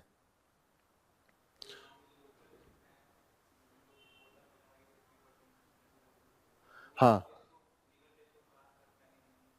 जैसे लॉ बनता है, लॉ बनने के बाद अगर लॉ सही नहीं होता है तो लोग कोर्ट में पहुंच जाते हैं और सुप्रीम कोर्ट उस पर डिसीजन देता है कि ये सही है कि नहीं सही है। तो अगर आपके फेवर में दे दिया तो आपने पास कर लिया, गवर्नमेंट पास कर ली। जैसे कर्नाटका की गवर्नमेंट ने लोकल लोगों के लिए कोटा दिया है। कोटा का मतलब इतना कोटा रिजर्वेशन हो गया। कोटा का मतलब यही होता है ना, कोटा, इतना कोटा हो गया, मतलब 10% कोटा आपने लोकल को दिया, 50%, 70%। तो इन्होंने कहा लीगल टेस्ट पास कर पाएगा कि नहीं। अब सुप्रीम कोर्ट में तो जाएगा केस, बाहरी लोग, इंडस्ट्री लोग तो जाएंगे ना करके, कह रहे लोकल का वो कर दिया, तो पास हो पाएगा कि नहीं। वही ऑलरेडी हम लोग कल परसों ये डिस्कस किए थे, कल डिस्कस किए थे ना ये, कि पास हो पाएगा कि नहीं। मैंने बताया था कि ये आंध्र प्रदेश, झारखंड, हरियाणा ये लोग ऑलरेडी थे, कर्नाटका अब आया, कर्नाटका में ये आया। तो ये सब तो कल डिस्कस किया था, आप लोगों को बहुत कुछ याद होगा कि पहले का क्या था, क्या प्रॉस कौन सा है। कुछ इन्होंने कहा है कि इन्होंने यहाँ पे कुछ नया दिया है। ये तो पता था ना 50% 70% वाला है। ये भी मैंने बताया था कि जो आर्टिकल 16 में पार्लियामेंट के पास पावर है, स्टेट के पास पावर नहीं है। क्लियर? यहाँ पे आर्टिकल 16 एक बार दिखा भी देता हूँ। आर्टिकल 16 का जो पार्ट 3 है, आर्टिकल का मतलब समझ है ना, कॉन्स्टिट्यूशन में लिखा है अनुच्छेद, और उसके अंडर में जो लिखा है वही फाइनल होता है। सुप्रीम कोर्ट उसी को देख के जजमेंट देती है। थर्ड में बोला है कि nothing in this article shall prevent parliament. Nothing का मतलब समझ है आप लोग?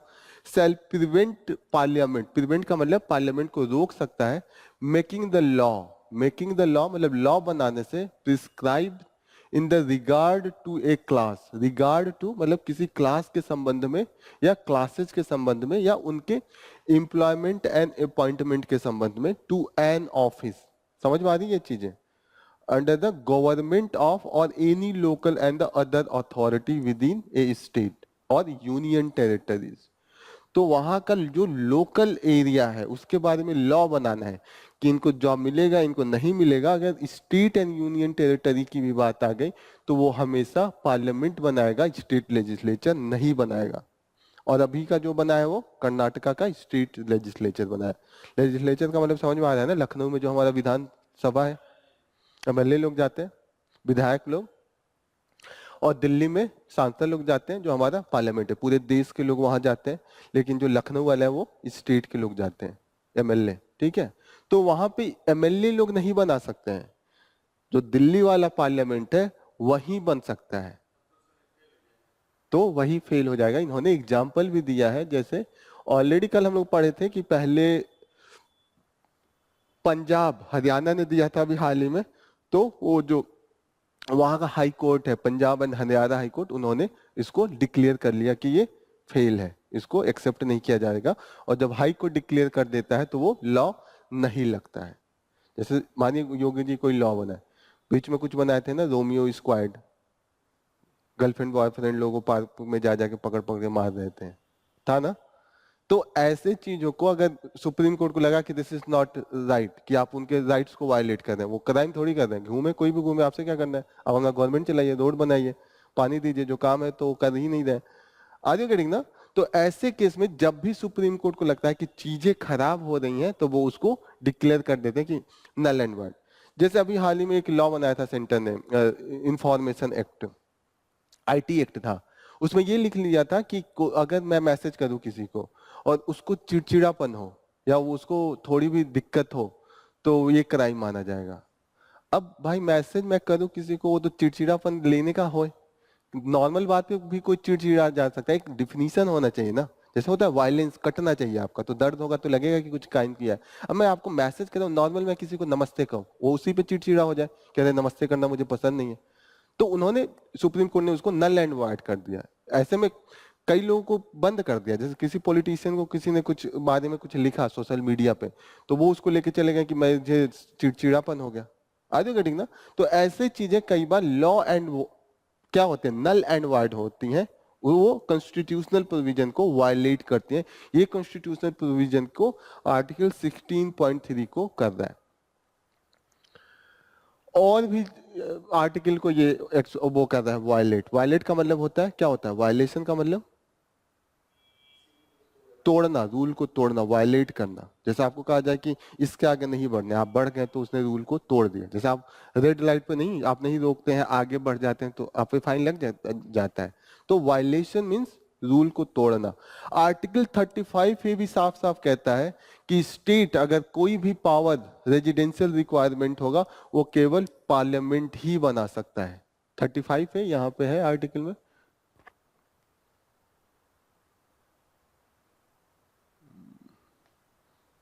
35 एक बार दिखा दो।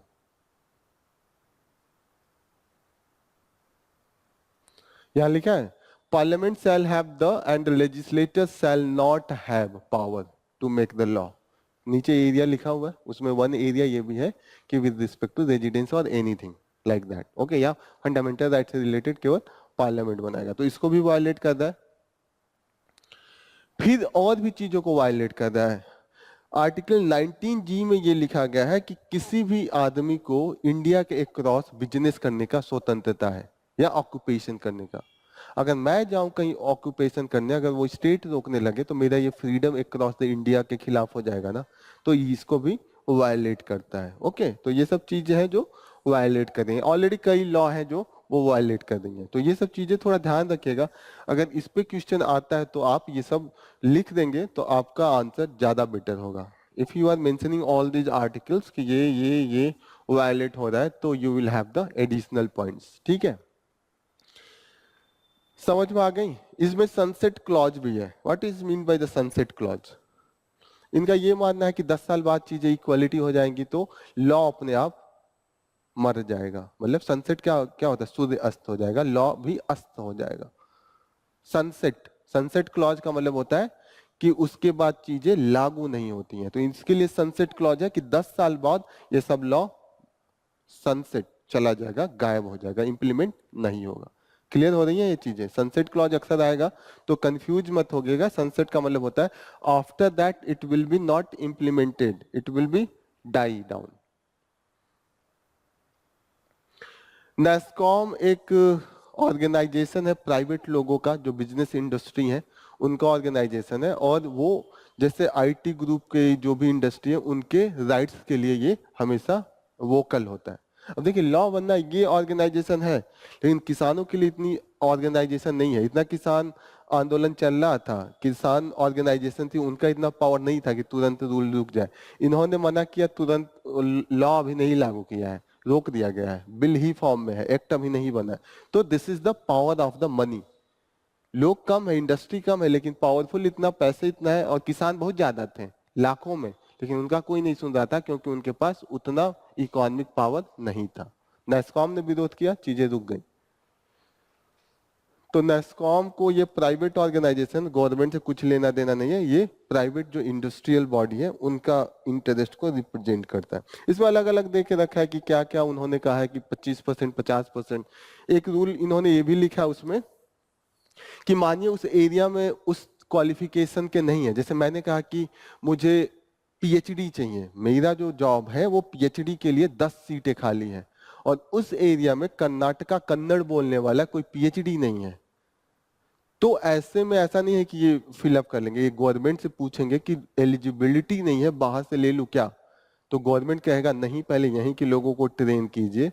अगर तब भी ऑप्शन नहीं होगा, तब आके मुझसे फिर से पूछिएगा, और तब भी हम 50 से घटा के इसको 25 करेंगे मैनेजमेंट वाले एरिया में, और 70 से घटा के 50 करेंगे, उससे नीचे नहीं करेंगे।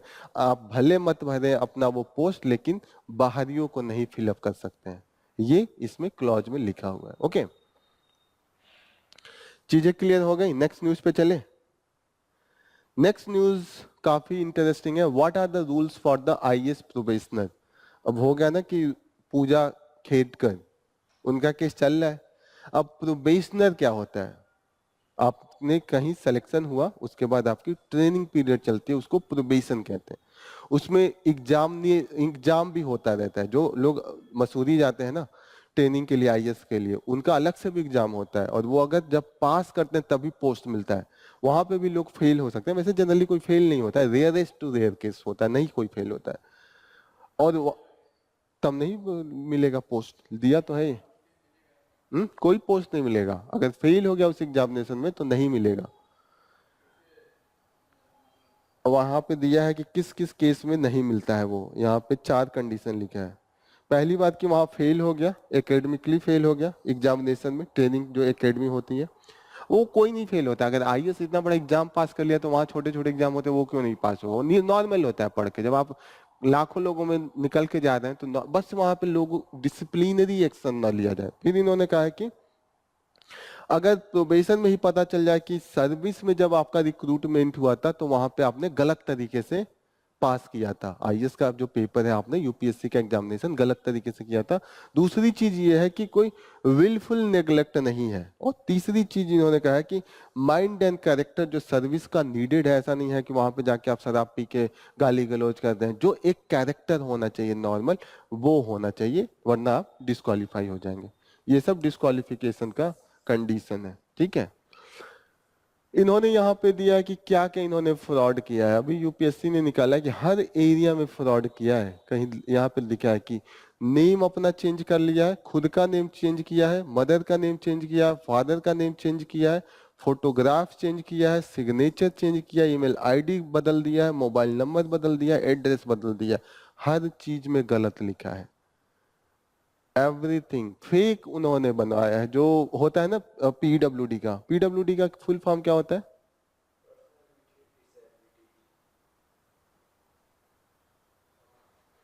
पीडब्ल्यूबीडी, बी क्या है इसमें?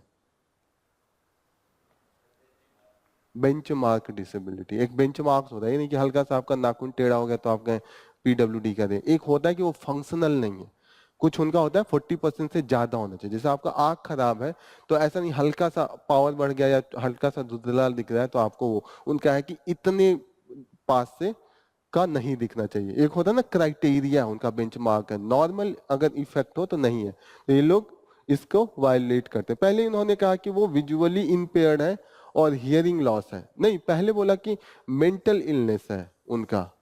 दूसरी बात उन्होंने ये कहा कि हियरिंग लॉस है, सुनाई नहीं देता। पहले कहा दिमाग सही नहीं है, mental stress, mental loss, mental illness है। और दूसरी बात कहा कि सुनाई नहीं दे रहा है, इतना जल्दी जल्दी उनका चेंज हो रहा था, दिखाई नहीं दे रहा था, और पूरा मर्सिडीज चला रही थी एकदम 80 की स्पीड में। तो ये सब चीजें थी। ओके,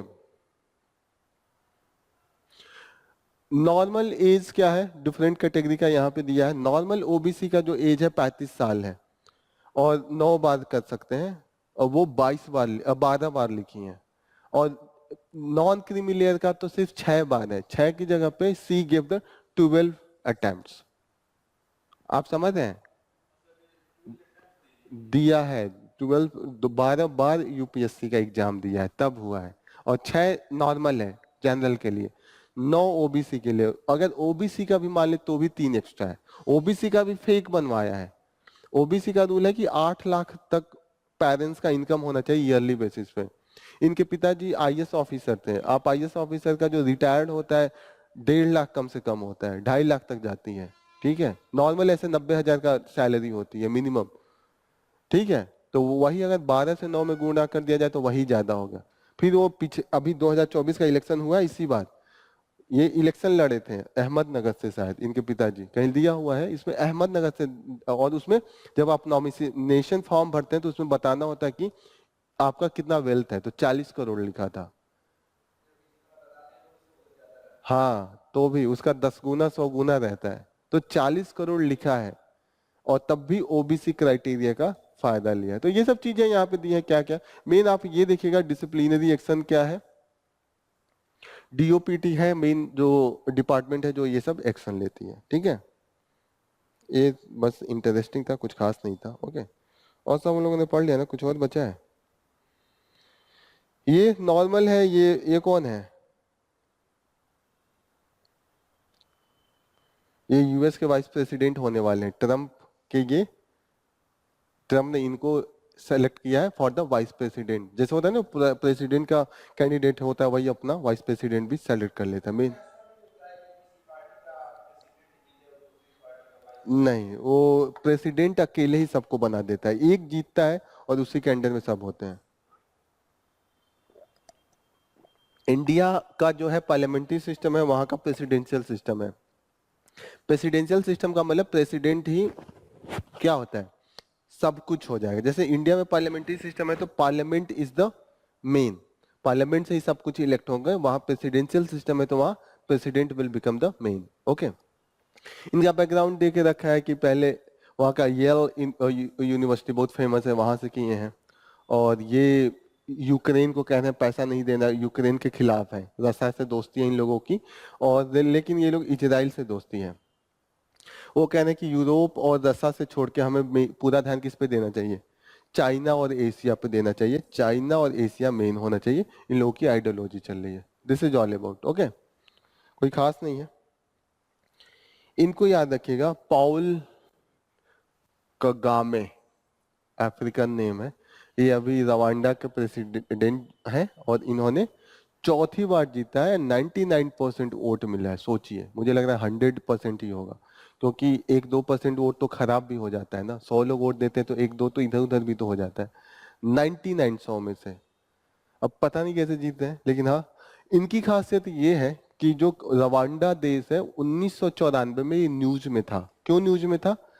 जैसे अपने वहाँ हिंदू मुस्लिम को लेकर दंगे हो जाते हैं, सिखों को हिंदू का लेके एक बार 1984 में दंगा हुआ था, याद है किसी को? कुछ पढ़ा वढ़ा है, याद कहाँ? हाँ हाँ। तो 1984 में सिख राइट्स हुए थे, 2002 में गोधरा राइट्स हुआ था हिंदू मुस्लिम वाला, फिर 1990 91 92 में ये जो अयोध्या को लेकर राइट्स हुआ था। तो राइट्स जैसे जैसे हुए थे, रवांडा में राइट्स हुआ था 1994 में, बहुत हाई लेवल पे पूरे देश में राइट्स हो रहा था। और दो लोग लड़ रहे थे, दो ट्राइब, एक का नाम था हुतीस, एक का नाम था तुत्सी। यहाँ पे लिखा है हुतू, हुतू एंड तुत्सी। हुतू मेजोरिटी, जैसे यहाँ पे मेजोरिटी में हिंदूज, वहां पे कौन है रवांडा में? हुतू। हुतू क्या है? कम्युनिटी है, ट्राइब है। ट्राइब होता है ना, जैसे आप जंगलों में जाएंगे ट्राइब होता है ना, भील, और भी कई ट्राइब आपने नाम सुना होगा। हाँ, कौन सा? हाँ भील, और भी, और किसी का नाम बताइए। कोलीज, अंडमानीज, अंडमान के जो है, सेंथलीज, बहुत से है। ऐसे वहां पे दो ट्राइब है, Hutus was into the majority and Tutsis was into the rebel. क्यों वहां पे दंगे स्टार्ट हो गए? जो हुतू थे वो मेजॉरिटी में है और उन्हीं के प्रेसिडेंट थे, और तुत्सी का मानना था कि वो उन लोगों के साथ एक्सप्लॉयटेशन होता है, उनके राइट्स को नहीं दिया जाता है। ये जो प्रेसिडेंट हुतू का है, जितने भी लॉ बनाता है, जितना भी जॉब होता है, वो किसके फेवर में देता है? हुतूज के फेवर में देता है। तो तुत्सी जो थे वो रेबल पे थे, ये माइनॉरिटी थे। इनमें क्या था? विरोध कर रहे थे, प्रोटेस्ट प्रोटेस्ट होता है नॉर्मल, कैंडल लाइट मार्च, जगह जगह चक्का रोको, बस रोको, ये सब होता है ना, प्रोटेस्ट हो रहा था। उसी समय वहां के प्रेसिडेंट आ रहे थे, और उस प्रेसिडेंट, जो प्रेसिडेंट जिस प्लेन में आ रहे थे उसको शूट कर दिया, और प्रेसिडेंट डाइट। तो उनको लगा कि सारे तुत्सी के खिलाफ यही लोग हैं, और पूरे उनके पूरे कंट्रीज में तुत्सी को, हुतूस जो मेजोरिटी में थे, वो मारने लगे। फिर जो ये है कगामे, पॉल कगामे, इनकी जो रवांडा पेट्रियोटिक फ्रंट थी, जैसे हम लोग का पेट्रियोटिक आईएएस हमारी कोचिंग का नाम, ऐसे पेट्रियोटिक फ्रंट वहां पे इन्होंने बनाया था कुछ साल पहले। वो इस सब जो सिविल वार था उसको शांत कराया, उनमें एक तरीके से मेल मिलाप करा के सही हुआ। जैसे अभी कहाँ पे, मणिपुर में अपने वहां चल रहा है ना लड़ाई, किसके किसके बीच में चल रहा है? मणिपुर, मणिपुर का आप लोग पढ़ते हैं, बीच बीच में जला दिया इम्फाल में, कि कौन कौन दो लोग लड़ रहे हैं? मितीज एंड कुकी, मेती एंड कुकी, याद रखिएगा ये दो नाम। ये अभी न्यूज में काफी आएगा तो याद हो जाएगा। इन लोगों को तो कई बार मैंने डिस्कस किया है। चीजें समझ में आ गई? इनका नाम याद रखिएगा, पूछ लेंगे कि ये कौन है, किस किस किस कंट्री से हैं, तो ये याद होना चाहिए। रवांडा, रवांडा का एक बार मैप देख लीजिए आप लोग। रवांडा मैप लाए हैं, एटलस, एक एटलस आप ले लीजिएगा, जो उन्होंने एटलस लिया है, वो एटलस हम लोग हमेशा रेफर करेंगे जब भी कोई चीज होगा। रवांडा, युगांडा, ये है रवांडा। यहाँ पे अफ्रीका का ये दिख रहा है, ये युगांडा है, ये रवांडा है। दिख रही है? अफ्रीका का मैप कभी पहले देखा था? अफ्रीका ये एक कॉन्टिनेंट है। कॉन्टिनेंट, जैसे एशिया है, अफ्रीका है, यूरोप है, अमेरिका है, ऐसे अफ्रीका है। और अफ्रीका में ये जो एरिया है, this is the Rwanda. Rwanda का जो कैपिटल है वो किगाली है। किगाली में अभी एक क्लाइमेट समिट भी हुआ था। किगाली, उसको प्रोटोकॉल कहते हैं, उसमें काफी कुछ है। वो हम लोग जब इन्वायरमेंट पढ़ेंगे तो वहां पे किगाली प्रोटोकॉल, ये सब चीजें पढ़ेंगे। किगाली, रवांडा किससे किससे बॉर्डर कर रहा है? डेमोक्रेटिक रिपब्लिक ऑफ कॉन्गो एक तरफ है, दूसरी तरफ कौन सा देश है? विक्टोरिया लेक बहुत फेमस है, ये है लेक, विक्टोरिया लेक है बगल में। विक्टोरिया लेक इसको लेकिन टच नहीं कर रहा है, इसको क्या टच कर रहा है? तंजानिया टच कर रहा है। ये देखिए ग्रीन पोर्शन है ना, विक्टोरिया तो इधर है, हरा वाला है ये तो तंजानिया है। नीचे ब्रूनी है, बुरुंडी, बुरुंडी है। और ऊपर क्या है, युगांडा है। युगांडा, रवांडा, ये तो बहुत कॉमन नेम है। ऐसे देखते रहने से ना यूपीएससी कई बार पूछ देती है ना कि किसके से कौन सा बॉर्डर टच किया है। पूछ देगा कि Uganda touch the border of, चारों का ऑप्शन दे देगा, तंजानिया, कांगो, युगांडा और विक्टोरिया लेक। तो विक्टोरिया लेक से नहीं है, विक्टोरिया लेक बहुत फेमस है, तो इस चीज को याद रखिएगा।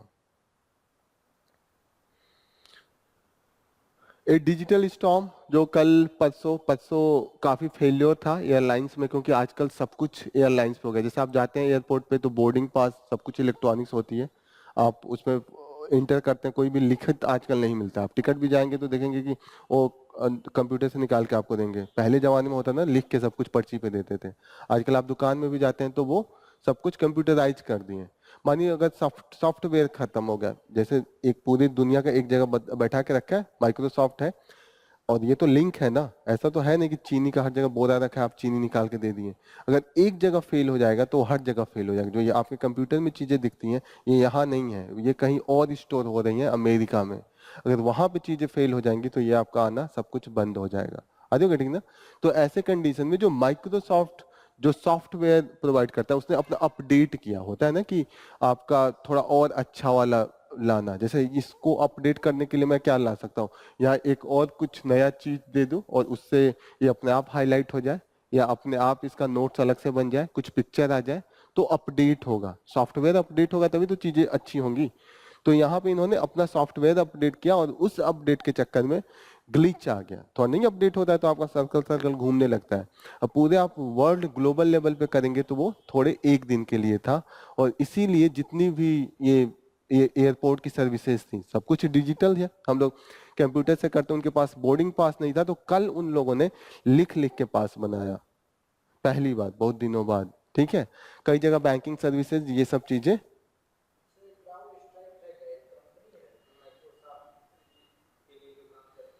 हाँ, माइक्रोसॉफ्ट की ही नहीं होता है कि कई सब्सिडियरी होते हैं, किसी काम के लिए किसी को बना दिया, किसी काम को। जैसे मैं पेट्रोटिका इस यहाँ पे इंस्टीट्यूट खोला और यहाँ पे कॉपी चेक के लिए एक अलग डिपार्टमेंट बना दिया, हो गया ना। या कुछ एनजीओ चलाने के लिए दूसरे नाम से कुछ वो कर दिया, तो ये चीजें सब्सिडियरी के जैसे काम करती हैं। या इनसे इनका लिंक होता है, ये लोग इनसे अपना एक क्लोज करके, जैसे मैं हूँ किसी और दिल्ली के इंस्टीट्यूट से, मैं वहां से नोट्स उनका मंगा लूं और अपने नाम पे दूं, हो गया ना कि वो नोट्स अच्छा बना रहे हैं, मैं उनसे कोलैबोरेट कर ले। तो ये सब चीजें इनके साथ है। तो इनको कुछ लोगों ने बोला कि ये सब चीजें साइबर अटैक हुआ है, लेकिन साइबर अटैक नहीं था। उन्होंने बताया नहीं, हमने ही अपडेट किया था। लोगों को लग रहा था कि सब हैक कर लिया गया है। हैकिंग भी तो आजकल होती है कि दूर से बैठ के आपका लैपटॉप हैक कर ले, तो हैकिंग नहीं थी, इन्होंने खुद अपडेट किया था। एक इंपॉर्टेंट चीज याद रखिएगा, इंडिया का जो साइबर सिक्योरिटी का मेन इंस्टीट्यूशन है वो है Indian computer emergency response team है। ये कभी भी कहीं पे भी अटैक होता है, साइबर अटैक, तो ये रिस्पॉन्ड करती है एट द नेशनल लेवल। ठीक है, प्लीज नोट डाउन। दिख नहीं रही है? जब दिखे नहीं तो प्लीज आप बताया कीजिए। अब देखिए, Indian computer emergency response team, CERT IN, this is the name. Last news पढ़ते हैं हम लोग, we will complete. Zika infection, Zika infection किससे हो रहा है?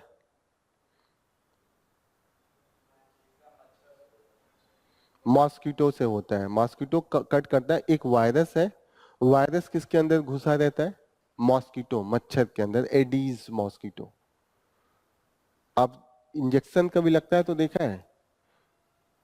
मॉस्किटो के मॉस्किटो वायरस नहीं है। वायरस क्या है? वायरस, जैसे आपने देखा होगा एक दिन और मैं समझाया था कि ये इंजेक्शन का सिरिंज होता है, ऐसे इंजेक्शन होता है, डॉक्टर शीशी हिला के तोड़ते हैं और उसमें से खींचते हैं और इसको इसमें फिल करते हैं। तो ये मेन दवा होता है। मच्छर ये इंजेक्शन है, जो वायरस है वो इसके अंदर रहता है, इसीलिए इसको वेक्टर बॉर्न डिजीज कहते हैं। वेक्टर का मतलब क्या होता है कि किसी के अंदर वो वायरस है, डायरेक्ट नहीं आ पाएगा आपके अंदर। जब तक वो मच्छर नहीं करेगा वो वायरस आपके अंदर नहीं घुस सकता, वो वायरस नॉर्मली डेड हो जाएगा। चीजें क्लियर है? तो इसीलिए इसको वेक्टर बॉर्न डिजीज कहते हैं। तो कंफ्यूज मत होइएगा, वो मॉस्किटो सिर्फ काटेगा तो नहीं होगा। सेम मॉस्किटो अगर उसके अंदर वो वायरस नहीं है तो आपको कुछ नहीं होगा। अगर इंजेक्शन में पानी भर के लगा दे तो कोई इंपैक्ट आएगा? नॉर्मल नहीं आएगा, ग्लूकोज ग्लूकोज कुछ भी दे दे। लेकिन जब वो दवा डालते हैं तभी आता है। तो सिर्फ उस मच्छर के काटने से नहीं होता है, अगर उस मच्छर में वायरस है जी का तो आपको इंपैक्ट करेगा। ठीक है ना? इससे जो सबसे खतरनाक बीमारी हो रही है वो इंसेफेलिटीज हो रही है। कहीं होगा इसमें इंसेफेलिटीज?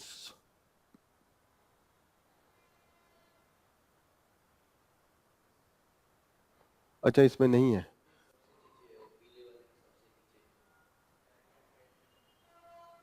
कहाँ है?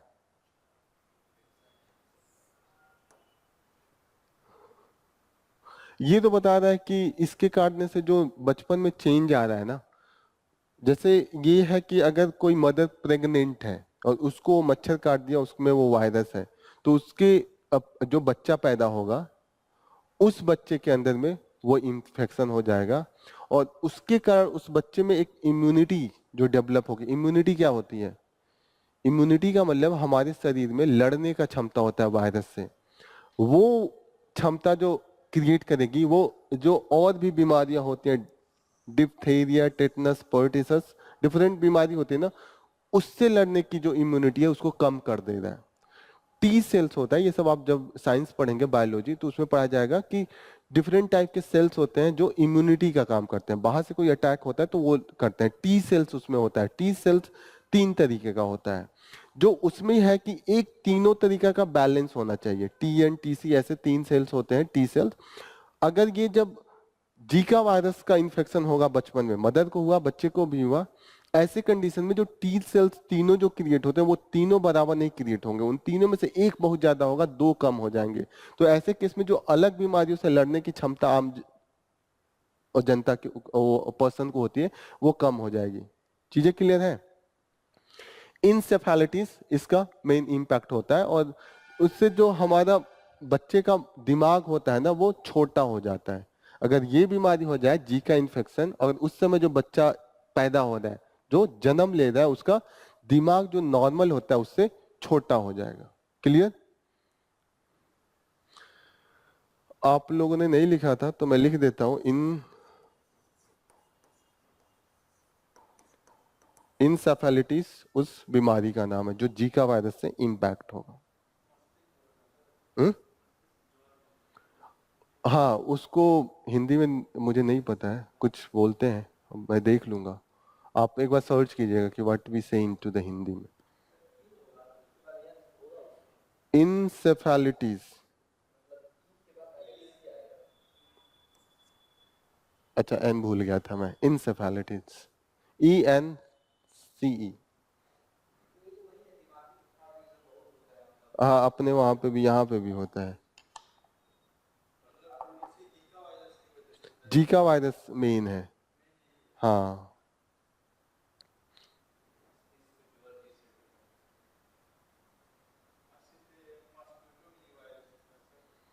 मॉस्किटो से ही कैरी होता है ये वायरस। और जगहों पे भी हो सकता है लेकिन मॉस्किटो से के द्वारा इंसान में जाता है, ऐसे नहीं इंसान में जा पाएगा। मॉस्किटो जब मॉस्किटो के अंदर में वो वायरस होगा और वो जब आपको स्टिंग करेगा, जब काटेगा तो आपके अंदर में जाएगा। So this is all about. We will be concluding this session here. Thank you for joining the session. All the best. कल फिर मिलते हैं for our session.